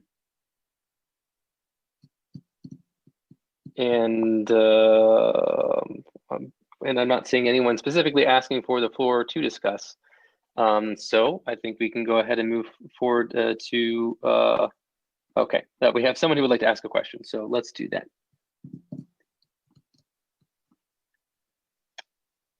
Harris, you'll have to unmute yourself. Harris Latif. Hi, I'm just wondering if it's possible to extend this motion to include all public grounds and not just limit it to the Fairfax County Courthouse. Thank you. Mr. Chairman, if I can answer the question, yes, sir.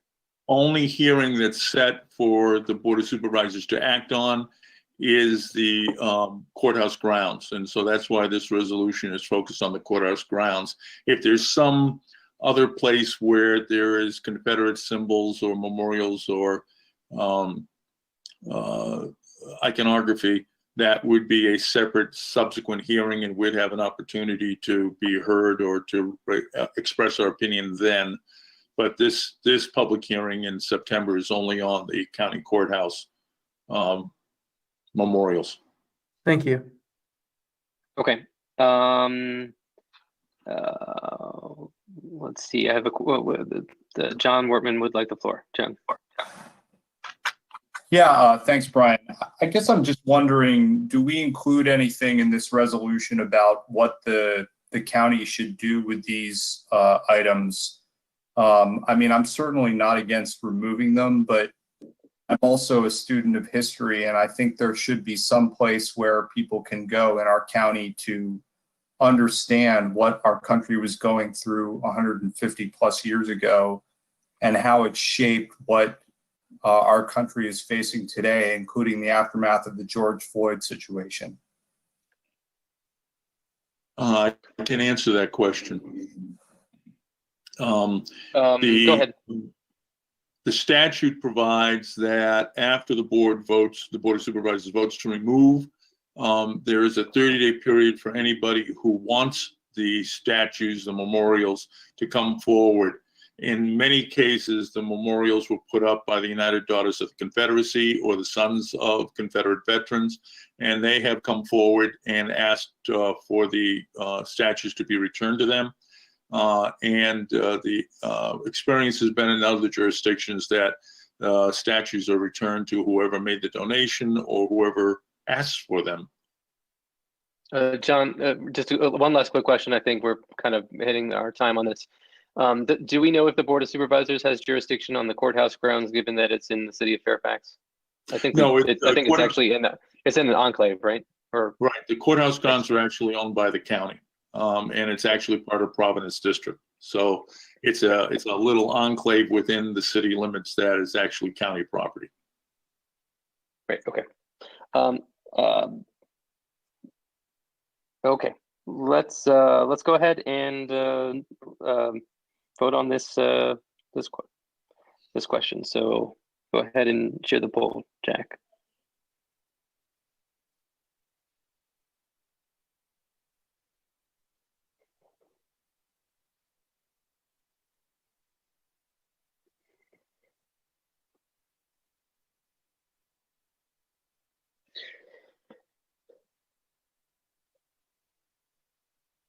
Okay, about 10 seconds left. Last call for votes.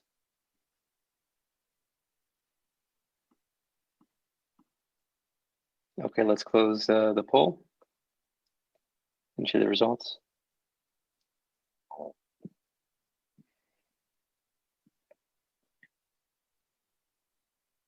Okay, so the resolution is passed. The next resolution is on the FCDC. Am I not sharing my screen? I am. Okay. Urging the Democratic presidential nominee to demand independent real-time fact-checking during presidential debates. And this was sent out. I'll scroll through it slowly, but I believe this is from the National Affairs Committee, which means I will recognize Sandra Clausen to make the motion.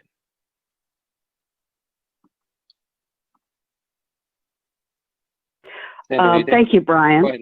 This is Sandra Clausen. Can you hear me? Yes.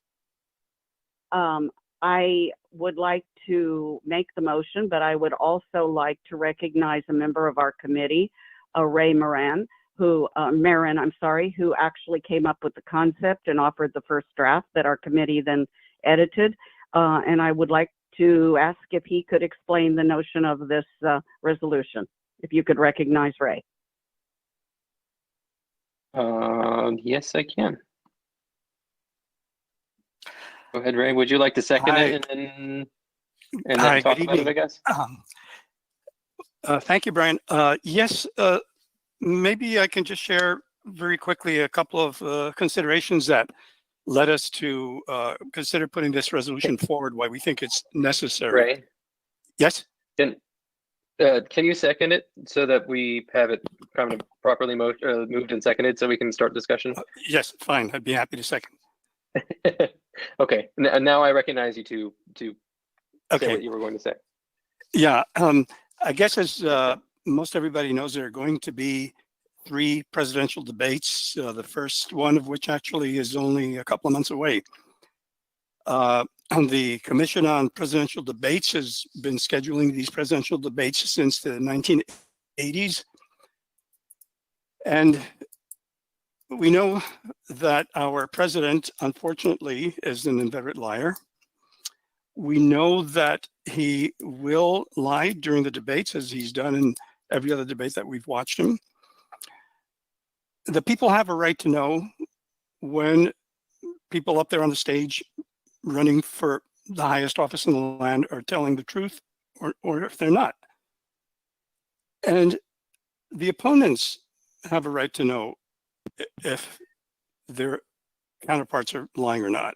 Now, in the past, you know, some debate moderators have been pretty good at catching, you know, bald-faced lie, but on the whole, we've seen how a lot of stuff goes by. The public is swayed by things the president will say that are not true and has no way of knowing, in fact, whether it was true or not. And most important, the onus shouldn't be on the opponent to try to catch everything that the other side is saying that's untrue. So for that reason, we felt that it's important, especially in this election, when we know that one of the candidates is going to twist the truth and try to get away with a lot of stuff that's going to be very difficult for anybody to catch, that our candidate should insist that there be independent fact checkers to inform the public and the opponent in real time, or as our operative part says, within 3 minutes, any untruth or misstatement that an opponent has made and is challenged, or that the moderators themselves or even the panel, the fact checking panel, finds on its own to be untrue. Now, it's possible that, you know, that the Mr. Biden is already thinking of doing this, perhaps. I certainly hope so. And in that case, this might be superfluous, but it wouldn't hurt to give a nudge, because in the past we've seen that a lot of stuff has gotten by, and because of the lack of the ability to fact check the president in real time. That's the long and short of it. I don't think there's anything else I really need to add. Okay, is there anyone who wants to speak against this? Because I see a couple people wanting to speak for it, and I'm not seeing me see. I'm not seeing anyone who wants to speak against it. If you would like to, please do so now. Otherwise, we will send out the poll.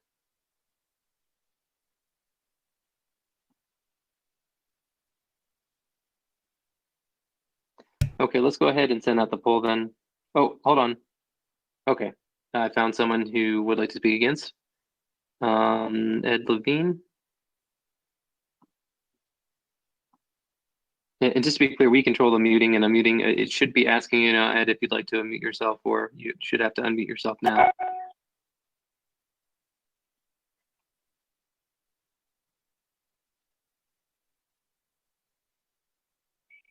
Good evening. Can you hear me? Yes. Ray, I think that having real-time fact-checking is a wonderful idea, but if Joe Biden were to demand that as a condition of having debates, it would result in there not being debates, and he would be the one responsible for it. So I think it would backfire from the political standpoint. Sorry to say that. Thank you. Thank you. Just very quickly, I'll go to one. Lillian Brooks would like to speak in favor to someone we haven't heard from today. If I can find her. There she is. Can you hear me? Yes. I think this is a great thing, but I just want to mention two things. One that's already been mentioned. Both parties have to agree to the rules, which we know our president's not going to agree to. And also they'll have to extend the time of the debate, because I don't mean to be funny about this, but there'll be so many corrections that we'll have to, the debate will have to be, the time will have to be expanded at least another hour or so. So those are two things to consider. However, putting this forward makes a statement. It might not work at the end, but it does make a statement about how worrisome this the information that we might get from the president will be. So I am in favor of making that statement. Thank you. Okay, thank you. All right, let's send the question out for, sorry, that was Lillian Brooks was speaking in favor of the motion. Let's go ahead and send out the question. Not seeing any other requests to speak.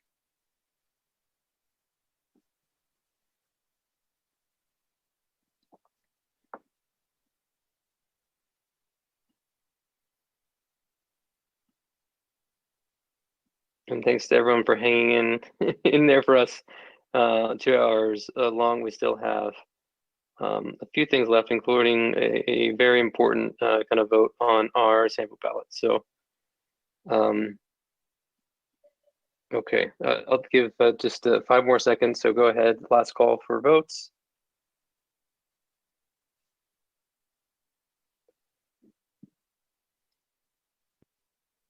Okay, go ahead and close the poll and share the result.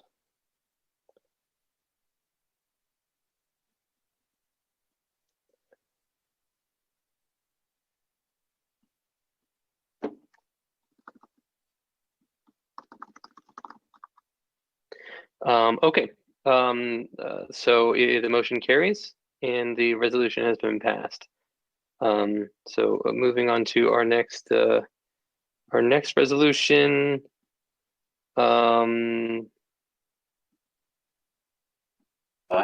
Jack, So they wanted me to share the link. Oh, so it looks like someone's unmuted.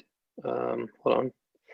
I just it was either Sandra or George, and they were both on mute. I just muted them. Okay, sorry. Jack, is there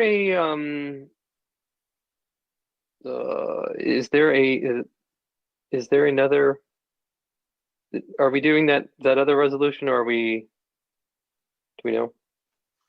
I guess I'll just move on to the. Yeah, move on to the big one. Okay. John Farrell is requesting a point of order. And as I'm about to move on to the next kind of thing, so let me find him. Okay, go ahead, John. Regarding the next resolution on our agenda, I rise to a point of order that this resolution is out of order because it's asked the committee to reconsider a decision made by the committee after extensive debate in January of this year. That decision was later ratified by DPVA in convention.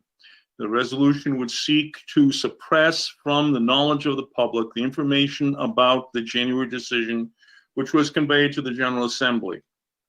This committee cannot continuously revisit decisions previously made 6 months after the committee has acted.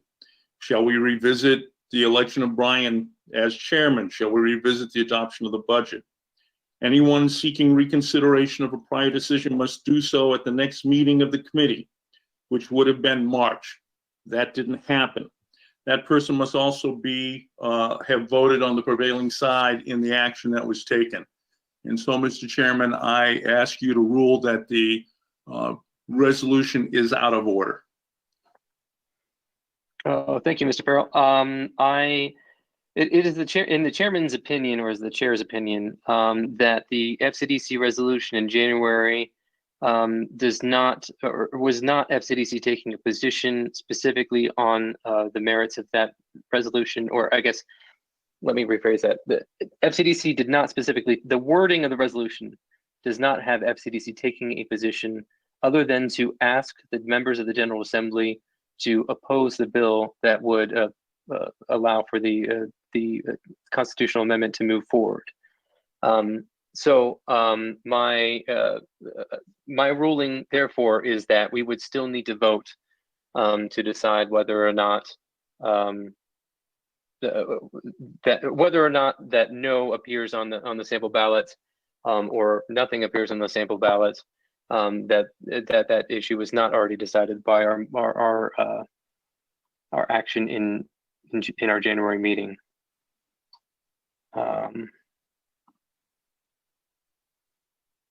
So that is my ruling, and Mr. Chairman, I appeal the ruling of the chair to the body. Okay, my ruling is being appealed. Is there a second of the appeal? So for us to discuss basically my decision on the point of order, we need a second.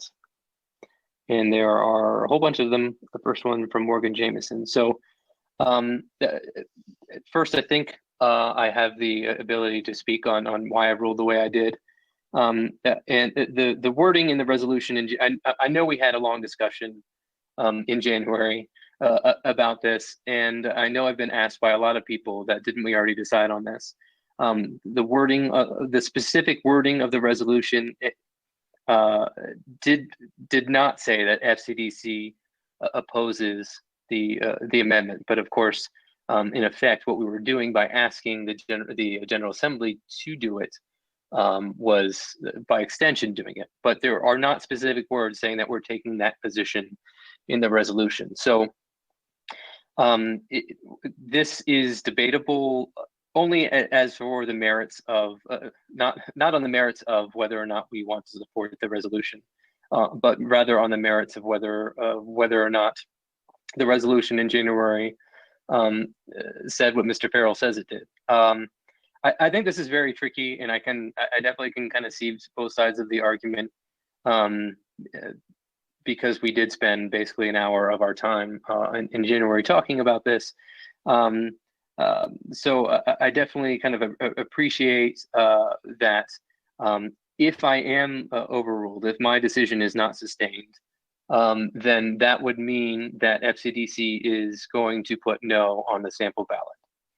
So just to be clear, and I was about to go to you or to see if there's any other discussion before I do have a number of people that would like to speak. So to be clear, if we can, because we're limiting discussion, If you can say you would like to speak in favor or opposed to sustaining my ruling. I'll let you speak first, Mr. Farrell. Thank you, Mr. Chairman. To the membership, this is a simple majority vote.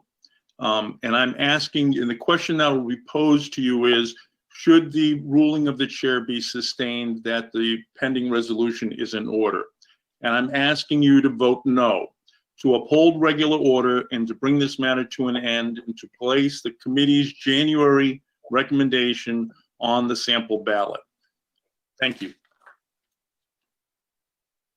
Okay. I see a couple people who would like to speak.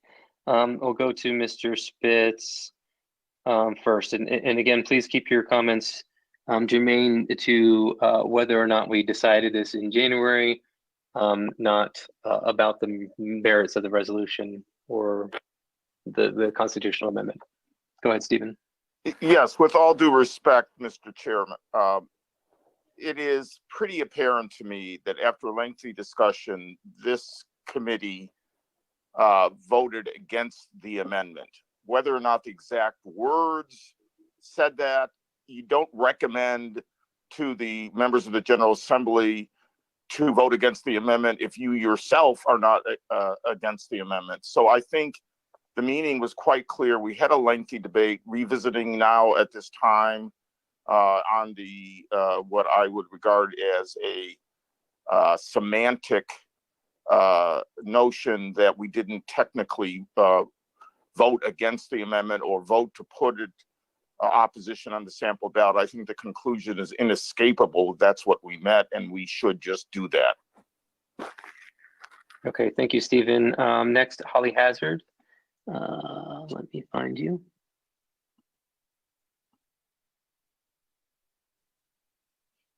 Or I guess you'll have to unmute yourself. Hi. Thank you so much, Brian. Hello. Just very briefly, I am speaking in support of your ruling. While Stephen is correct that there was a broad support from this committee to encourage our delegates to vote in opposition to the amendment, that's not what this question is. This question is not a question of semantics for many of us. It's a question of whether we want to create an extremely divisive issue in our midst, within our party, in the middle of this most important election in our lifetime. I understand that there are many, many people and friends on this committee who feel very, very strongly in opposition to the amendment, but please respect that there are many, many of us who work very hard who also are strongly in support of it. And we believe it will do undue damage to this committee and to our ability to work towards our mutual goal of getting rid of Trump and electing Biden by asking us to choose between handing out a sample ballot that we are completely opposed to or carrying out what we need to carry out to ensure that we've got as many volunteers as we can possibly have in order to win this election. That's a completely different question. Thanks. Okay, I will remind people to keep your comments germane to the to whether or not we already decided this. Let's see. I think Ken Wheeler is next. Although I'm sure we're probably running out of time. But let's see. Go ahead, Ken. I would like to speak in favor of upholding the chair's ruling. The debate in January, which I participated in, was specifically worded direction to the delegates, which carried the day. That is different than facing the reality that there is now a constitutional amendment, and we have not voted on that as a committee. Thank you. Okay. Sorry, and I was being told that I'm confused people by sharing the resolution still. I'll change to this. Let's see.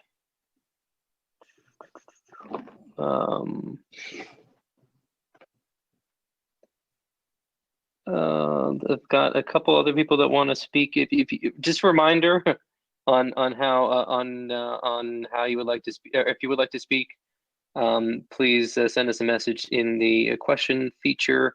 I'm going to go to Nadia Golding.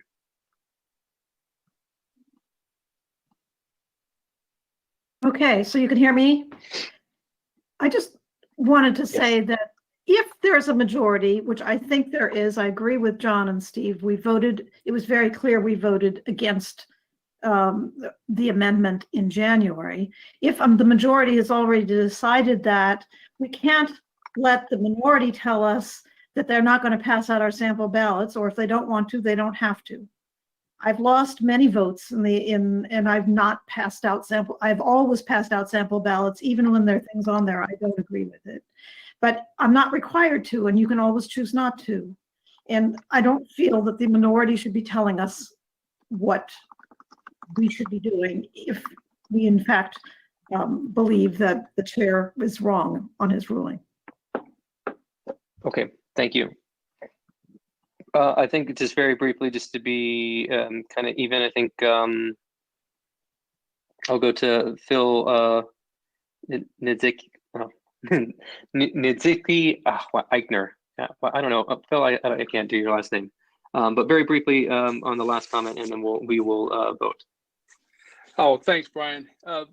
I support the chairman's action on this, and believe that we should, as a committee, vote up or down on the resolution before us. Thank you. Okay. Thank you, Phil. And I apologize for butchering your last name. It's for the Planning Commissioner for Providence. Let's go ahead and send out the question. So to be clear, because this is super confusing, my ruling was that we did not, in our January resolution, take a position as FCDC in opposition of this amendment. So if my ruling is not sustained, then the people at this meeting are saying that we have already decided that at our January meeting, and that would mean that we would have no on our sample ballots. So we're going to share the question, and the question will be, shall the ruling of the chair be sustained? If you think that my ruling should be sustained and that we should still have a discussion about whether or not we should have this on our sample ballots, you can vote yes. And then if you think that we already decided this at our January meeting, you can vote no. So go ahead and share the poll.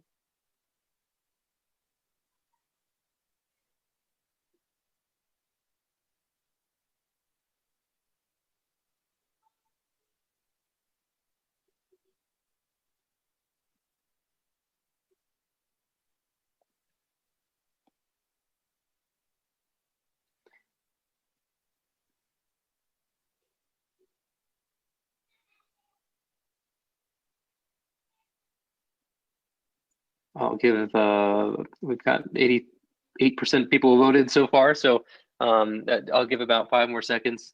Please submit your answer now.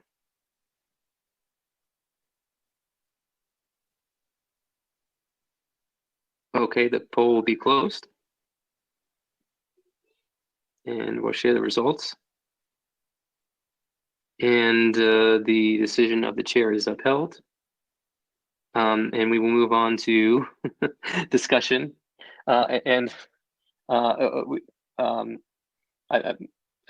Yes. So, okay.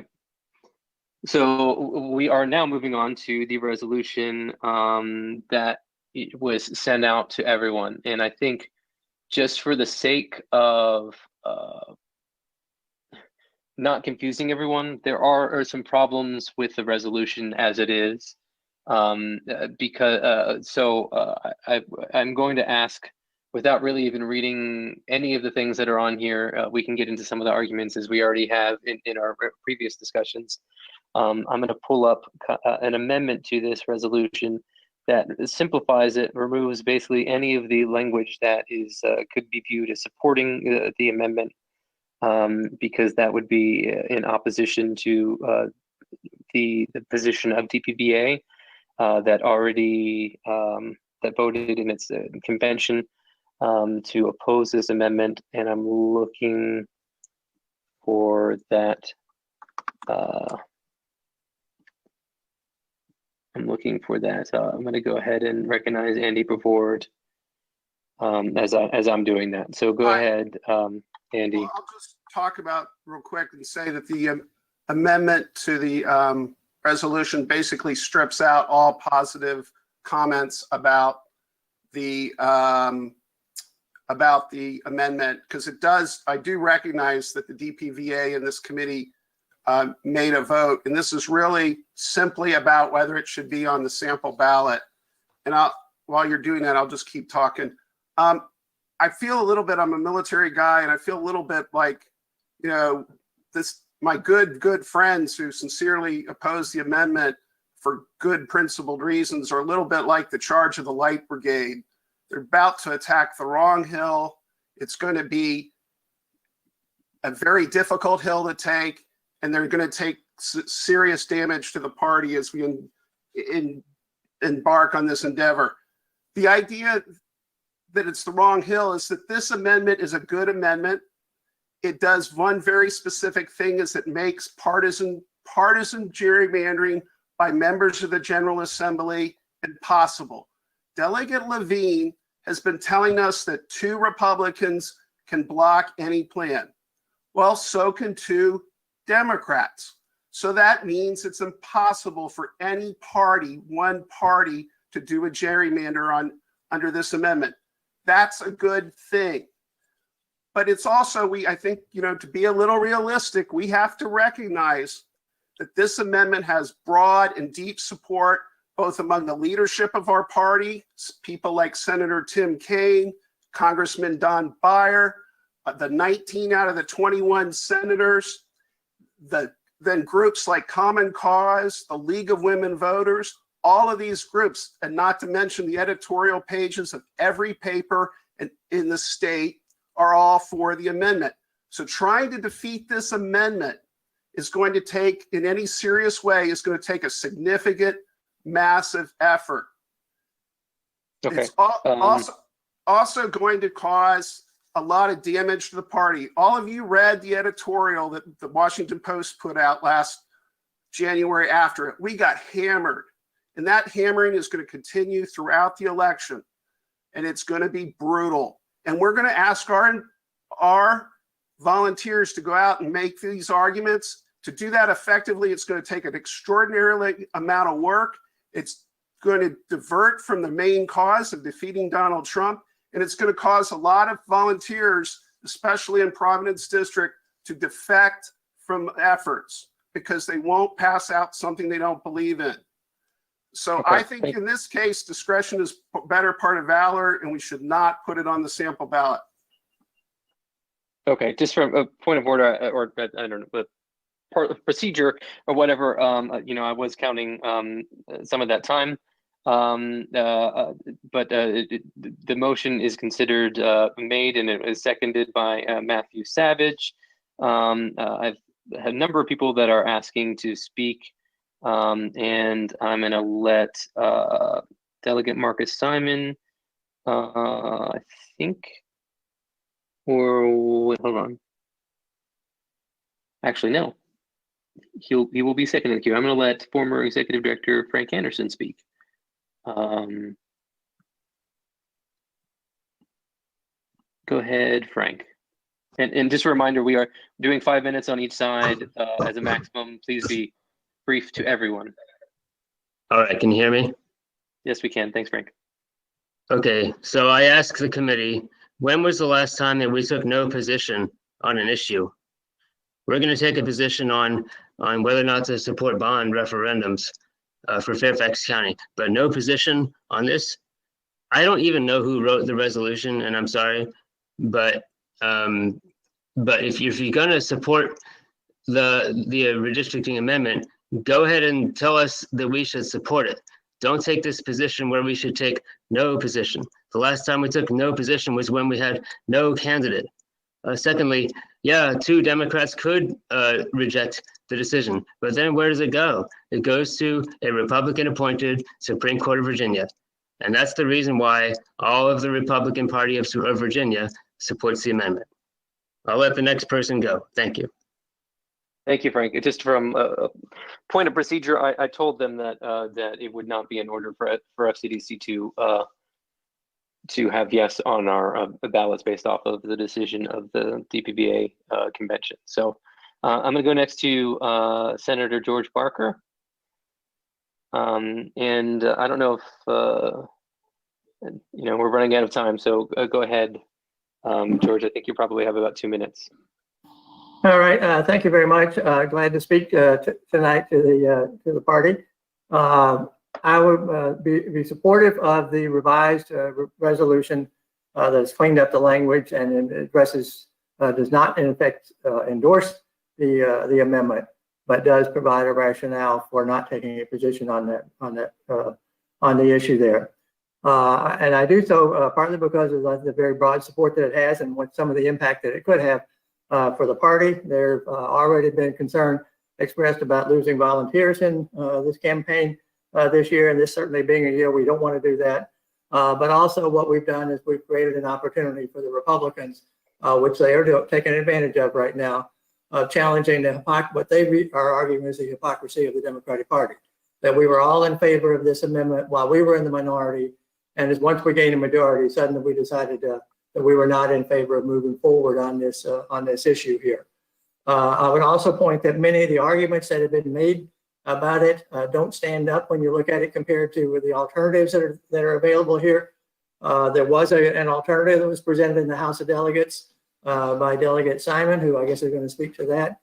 He and I have been speaking three or 4 days in a row, it seems like now, on this issue. And one of the issues is the Supreme Court. The Supreme Courts of the states of this country handle these types of things all across the country. We had a legislator, a state senator, had his staff checked on things, and they found that every state, the Supreme Court is the final arbiter in these types of things. And even in Delegate Simon's plan, what he would do is if a citizen commission that would be established, if you did not get 9 out of 11 members to support a particular plan, it would go to the General Assembly where the Republicans, if they were in control, could move to, in effect, adopt something that is fairly preferential to them, and then would go to the Supreme Court. So the plan that has been presented as an alternative, because the constitutional amendment that's before us would have the Supreme Court involved as a last resort. That plan that from Delegate Simon also would have the Supreme Court as the final arbiter. And it was what's good for the goose is good for the gander. We should not be endorsing that plan. All right, thank you, Senator Barker. Thank you very much. That concludes the time for speaking in favor of the resolution. Because he was invoked and he was actually second in line, I'm going to go to Delegate Marcus Simon.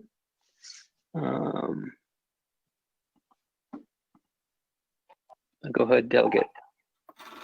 Thank you, Brian, and my good friend who disagrees with me on this issue, I disagree with Senator Barker, has emphasized for you guys how our two proposals are similar. Let me suggest to you that where they're different, and also why I think that I'm not as concerned about Pavard's concerns.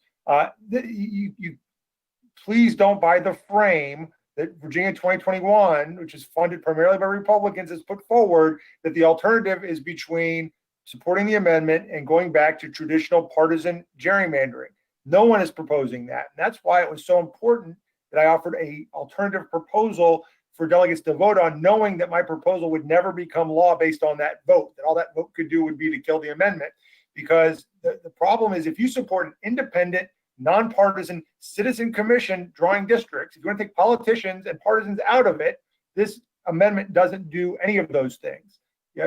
Senator Barker said at our meeting on Thursday, the other night, it would be historic. It would be the first time legislators had voluntarily voted to take away their power to draw their districts, and then went on to talk about how important it was that there are all these legislators on the commission. So if you want a nonpartisan, non-legislative commission, let me talk a little bit about the citizens that are on the commission, because that's a new issue that was raised by one of the lieutenant governor candidates. It's been raised by some folks here too. The citizens are all picked from lists provided by the partisan leadership of the legislature. So it's funny, all these groups that we talked about that support it, Common Cause and League of Women Voters and the ACLU, if they want to be on it, who do you think they're going to ask to put them on it? They're going to ask the Democrats to put them on, because the Republicans certainly aren't. Finally, I would say that my proposal would require the commission to reflect all of Virginia, including our minority populations. This commission is likely to be made up of 2 white male Republicans from the House, 2 white male Republicans from the Senate.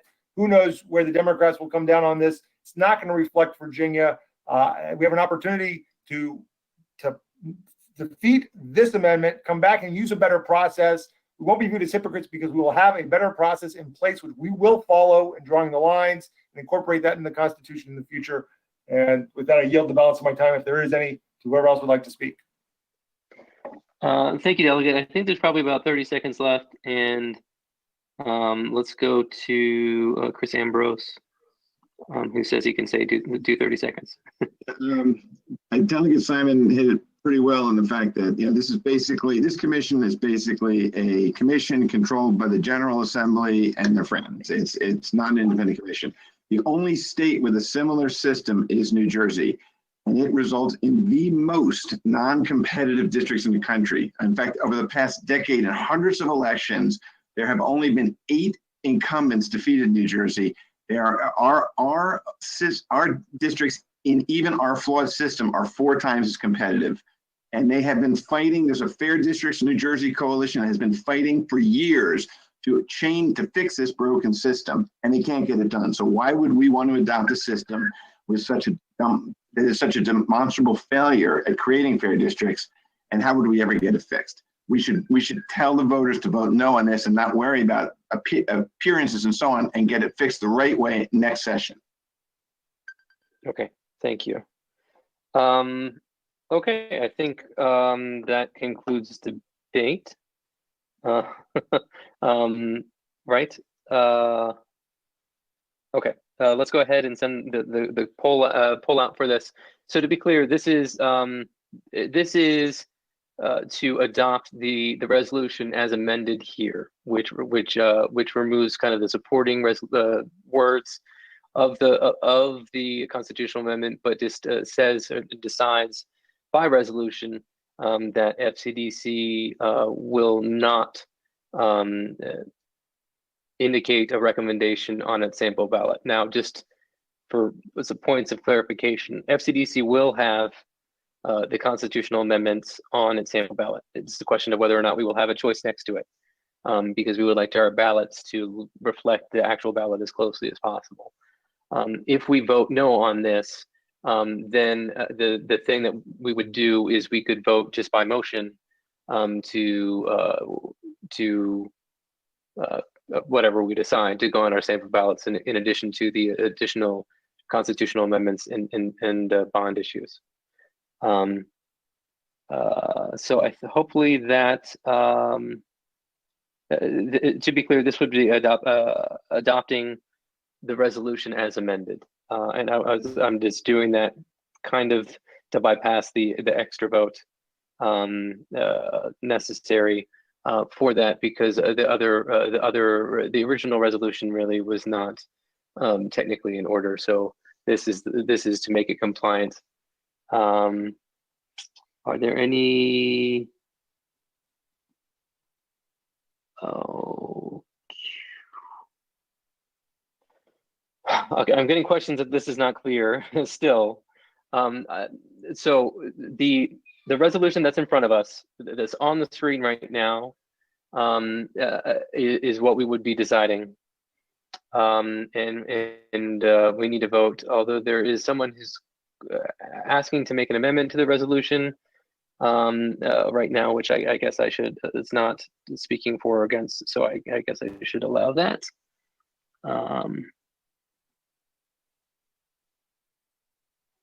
If I can find Matthew Savage.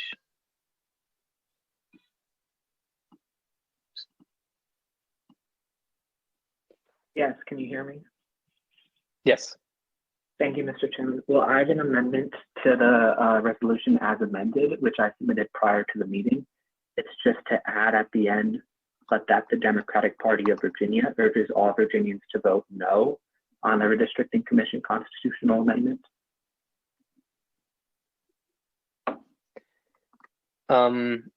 Okay. So, and maybe I'll track changes to show that. That would to add this section. So, yeah. Okay. I don't know that necessarily. I mean, I guess the motion is made. Is there a second for? So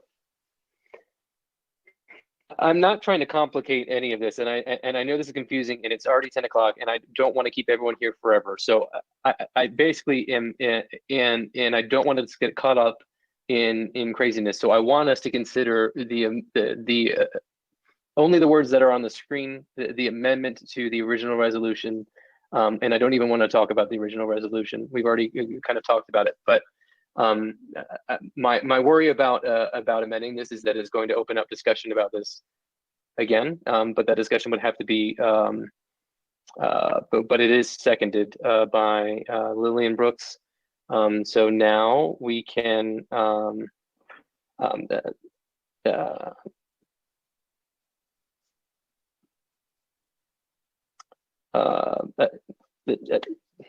okay, so now it has moved and seconded that we add this. Is there any discussion?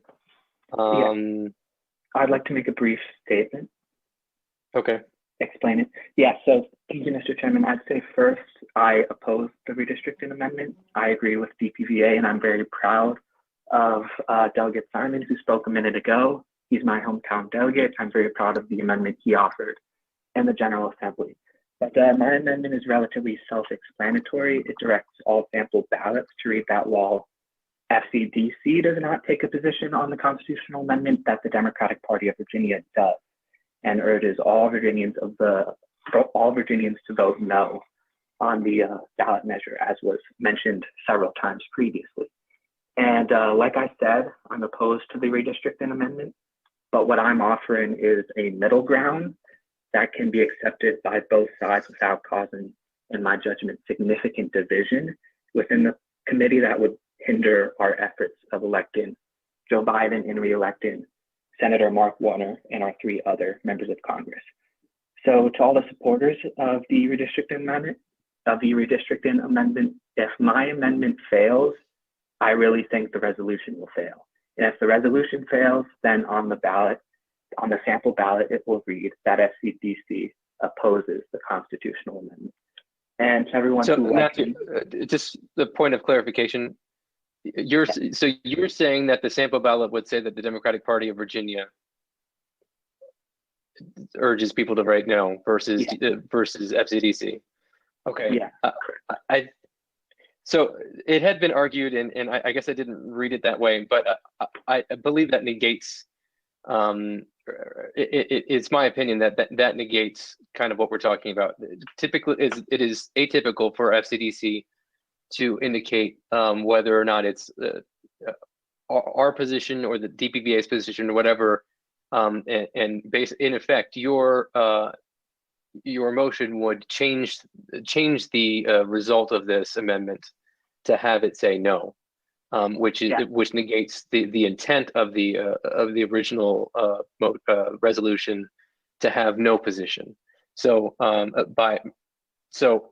understanding that now, I am ruling the motion to amend out of order because per Robert's rules.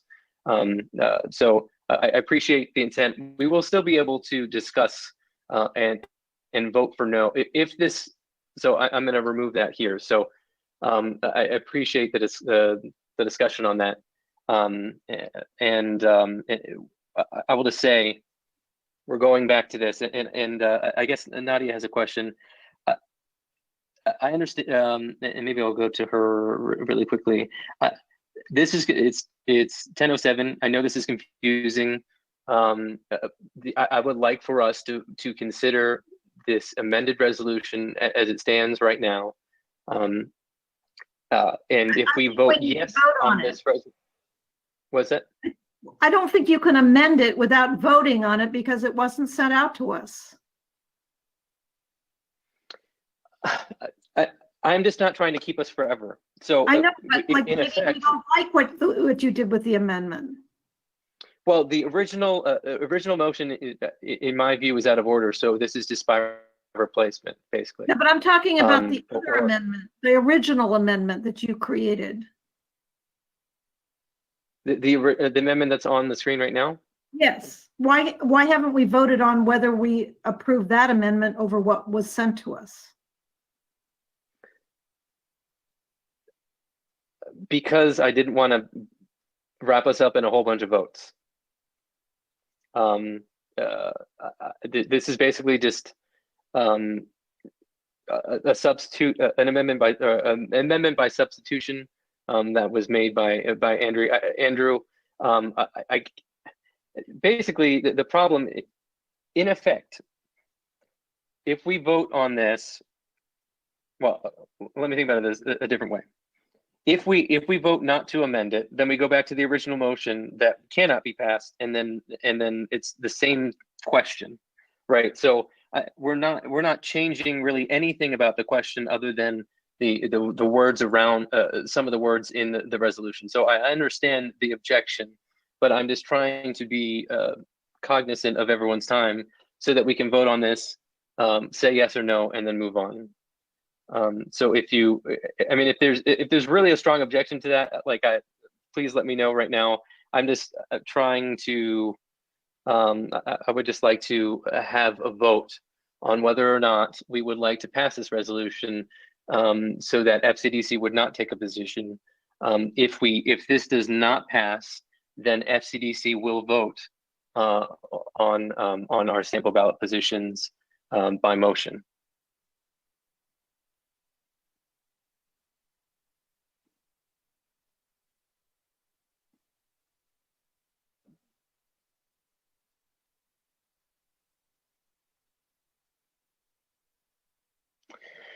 Okay. I would just like to. So people say a whole bunch of things. I don't see anyone asking for anything. This is the only thing that's actually moved. I know. Let's just go ahead and send out the poll on this. To be clear, a vote yes on this would mean that FCDC would leave the section next to the constitutional amendment for redistricting blank. A vote no on this would allow FCDC to make a selection otherwise. So let's go ahead and send out the poll.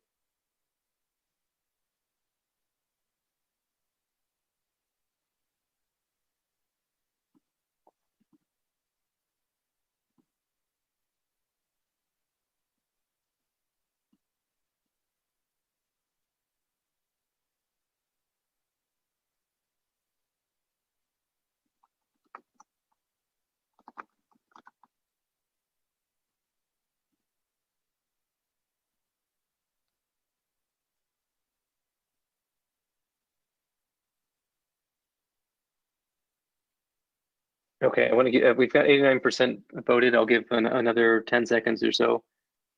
Please cast your vote now. Last call for votes. Okay, let's close the poll and share the results.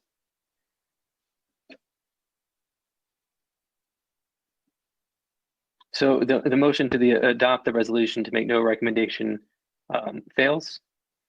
38% for and 58% against. In the interest of time, and because I think we've basically decided this kind of already, I think I would like to make a suggested motion that FCDC moves to oppose the redistricting constitutional amendment, endorse the vehicle tax exemption for disabled veterans constitutional amendment, and endorse all 4 referendums on the FCDC sample ballots. I have it moved by Delegate Simon and seconded by Matthew Savage. We can now go to discussion. And the first person asking to speak is Morgan Jameson. Although I guess technically I have the rights to those who have already spoken. But I'll go ahead and go to Mr. Jameson. I will suggest that we don't hang on the constitutional amendment for redistricting too much, since that basically has already been decided. But there are other things that we can do. So Mr. Jameson, go ahead. Thank you, Mr. Chairman. I just want to say, as somebody who's in the population that was disenfranchised by the previous, most recent constitutional amendment that passed in Virginia, I look forward to us making a no recommendation to the voters, so that way we are not screwed yet again. And I would like to point out that Democrats were in favor of that last one, and it clearly turned out not to be on the best side of history. So let's make sure we're putting our best foot forward and making sure we're doing as Delegate Simon suggested, and going back to the drawing board to put something more perfect in place. Okay, thank you. There are, I'd go to a couple of people I haven't gone to so far. Again, we have really talked about the redistricting constitutional amendment a bit already. So if you would like to speak for or against the other parts, please let me know. Go ahead, Aaron Yohai. Oh, okay, Aaron. Thank you, Brian. Oh, go ahead. Well, I'll just be very brief then, since I don't want to dwell on the amendment, but there were so many reasons to oppose the amendment. I think that this committee made the right decision, and I look forward to supporting this motion. Thank you. I yield my time. Thank you. And Mr. Spitz also would like to speak in favor of the motion. Did I let you speak earlier, Stephen? I don't know. Let's go briefly. Does anyone want to speak against the motion? Please let me know now. Otherwise, we can move forward. Yes, I just wanted to make 2 brief points. Number one, once it's in the Constitution, it's nearly impossible to take it out of the Constitution. Number 2, as we have said, this constitutional amendment has already been opposed by FCDC and by the Democratic Party of Virginia. I don't think we have any choice but to look hypocritical if the Democratic Committee of Fairfax County somehow does not list its opposition. Otherwise we'd be inconsistent with the state party and inconsistent with the obvious opposition in our committee. Okay, thank you, Stephen. I am going to recognize Phil again. I think he wants to make some motion. Okay, thank you, Brian. I move to separate the motion on the constitutional amendment from consideration of the other matters. And I'll speak to this if I get a second. To be clear, just the redistricting constitutional amendment? Yes. Okay.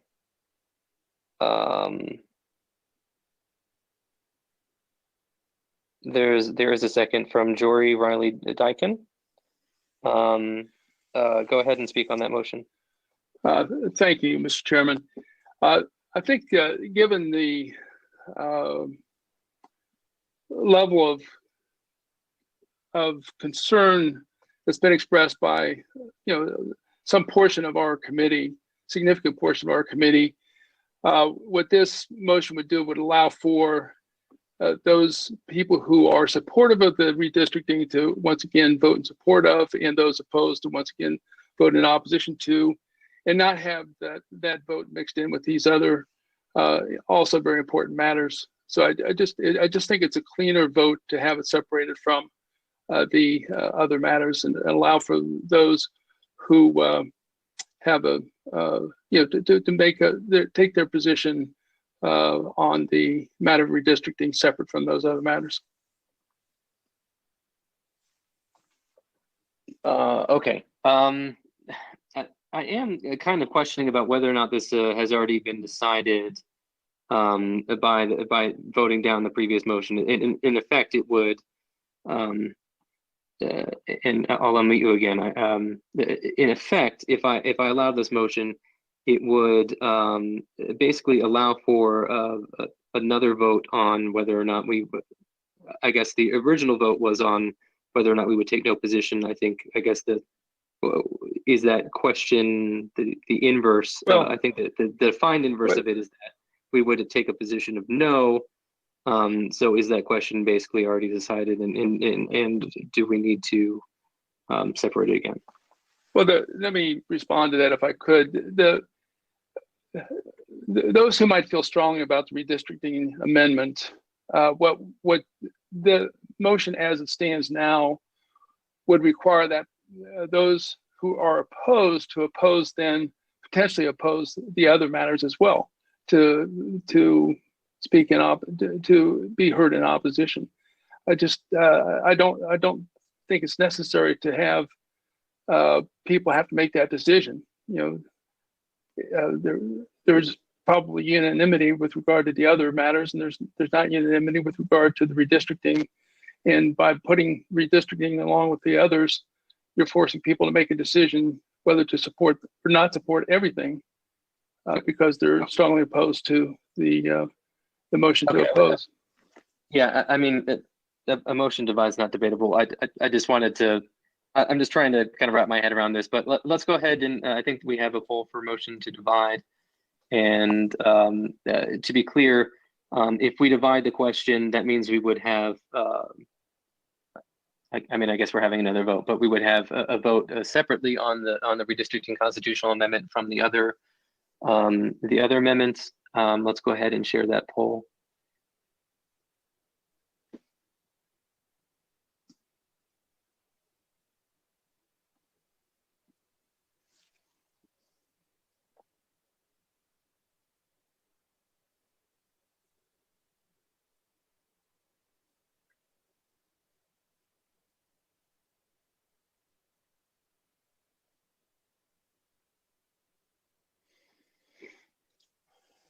Okay, I'll give about 10 more seconds with 83% voted so far. Please make your selection now. Last call for votes.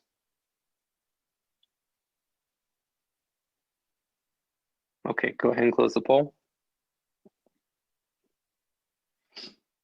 So it is close, with the motion to divide the question fails. And I guess it's a little confusing to even have abstains in the percentages, but the nays have it.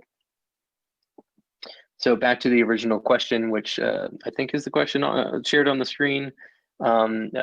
We would be voting on a motion to oppose the redistricting constitutional amendment, endorse the vehicle tax exemption for disabled veterans constitutional amendment, and then endorse all 4 bond referendums on our sample ballot. I think we've already had discussion on this, so let's go ahead and send out this question.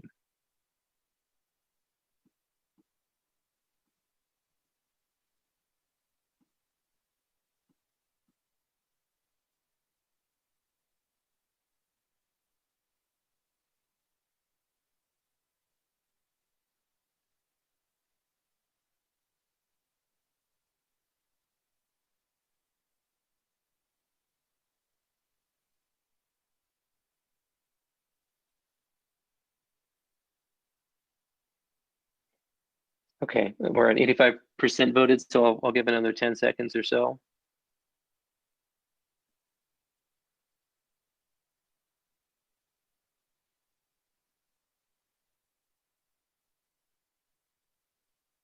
Last call for votes.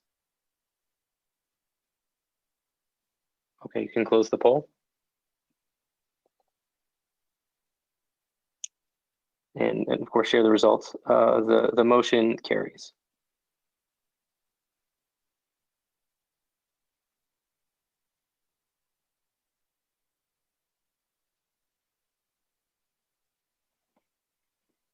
Okay. Yeah, I hesitate to even kind of ask this question, but is there any other new business? We do still have a quorum.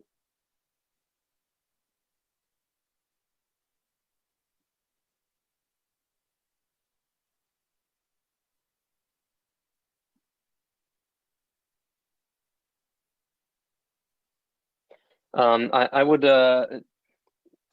like to go finally to Andrea McClellan, who is a Norfolk City Councilwoman exploring a run for Lieutenant Governor, and I thank her for sticking out through this. It looks like I can just give you on the phone, or actually, you could share your video if you wanted to. Okie doke. Hey, Brian, how are you? Hey, great. I mean, 3 hours into a meeting, how can we not be great? But if you want, you can share your webcam and not your screen.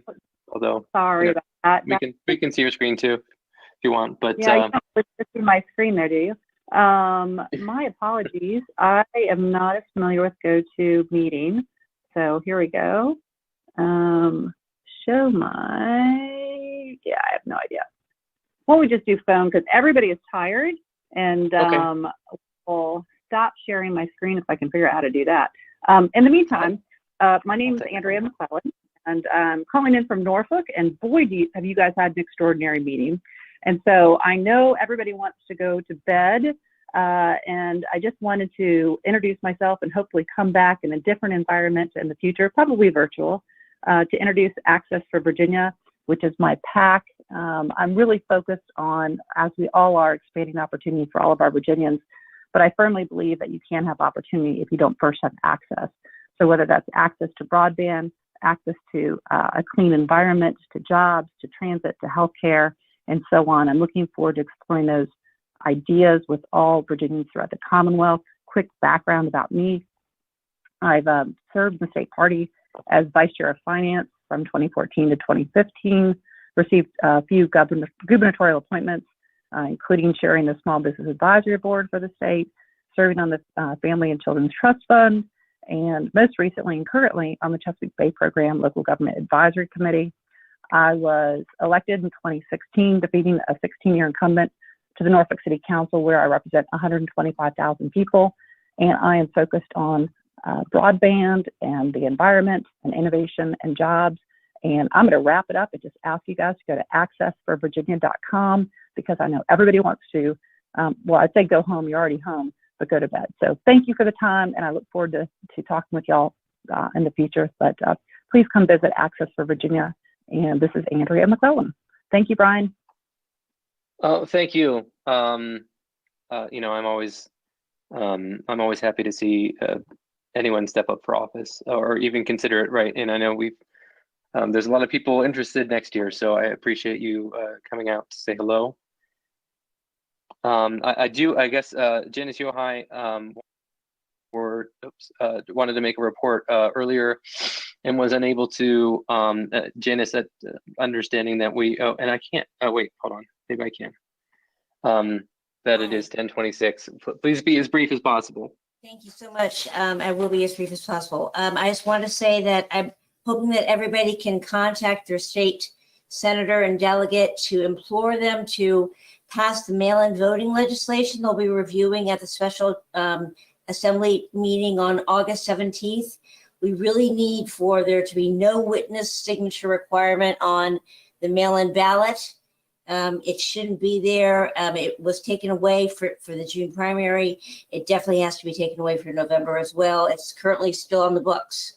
We have 500,000 people that are going to be voting this way, and 95% of them have never voted by mail. So we have to get rid of that witness signature in this time of COVID-19. It makes no sense.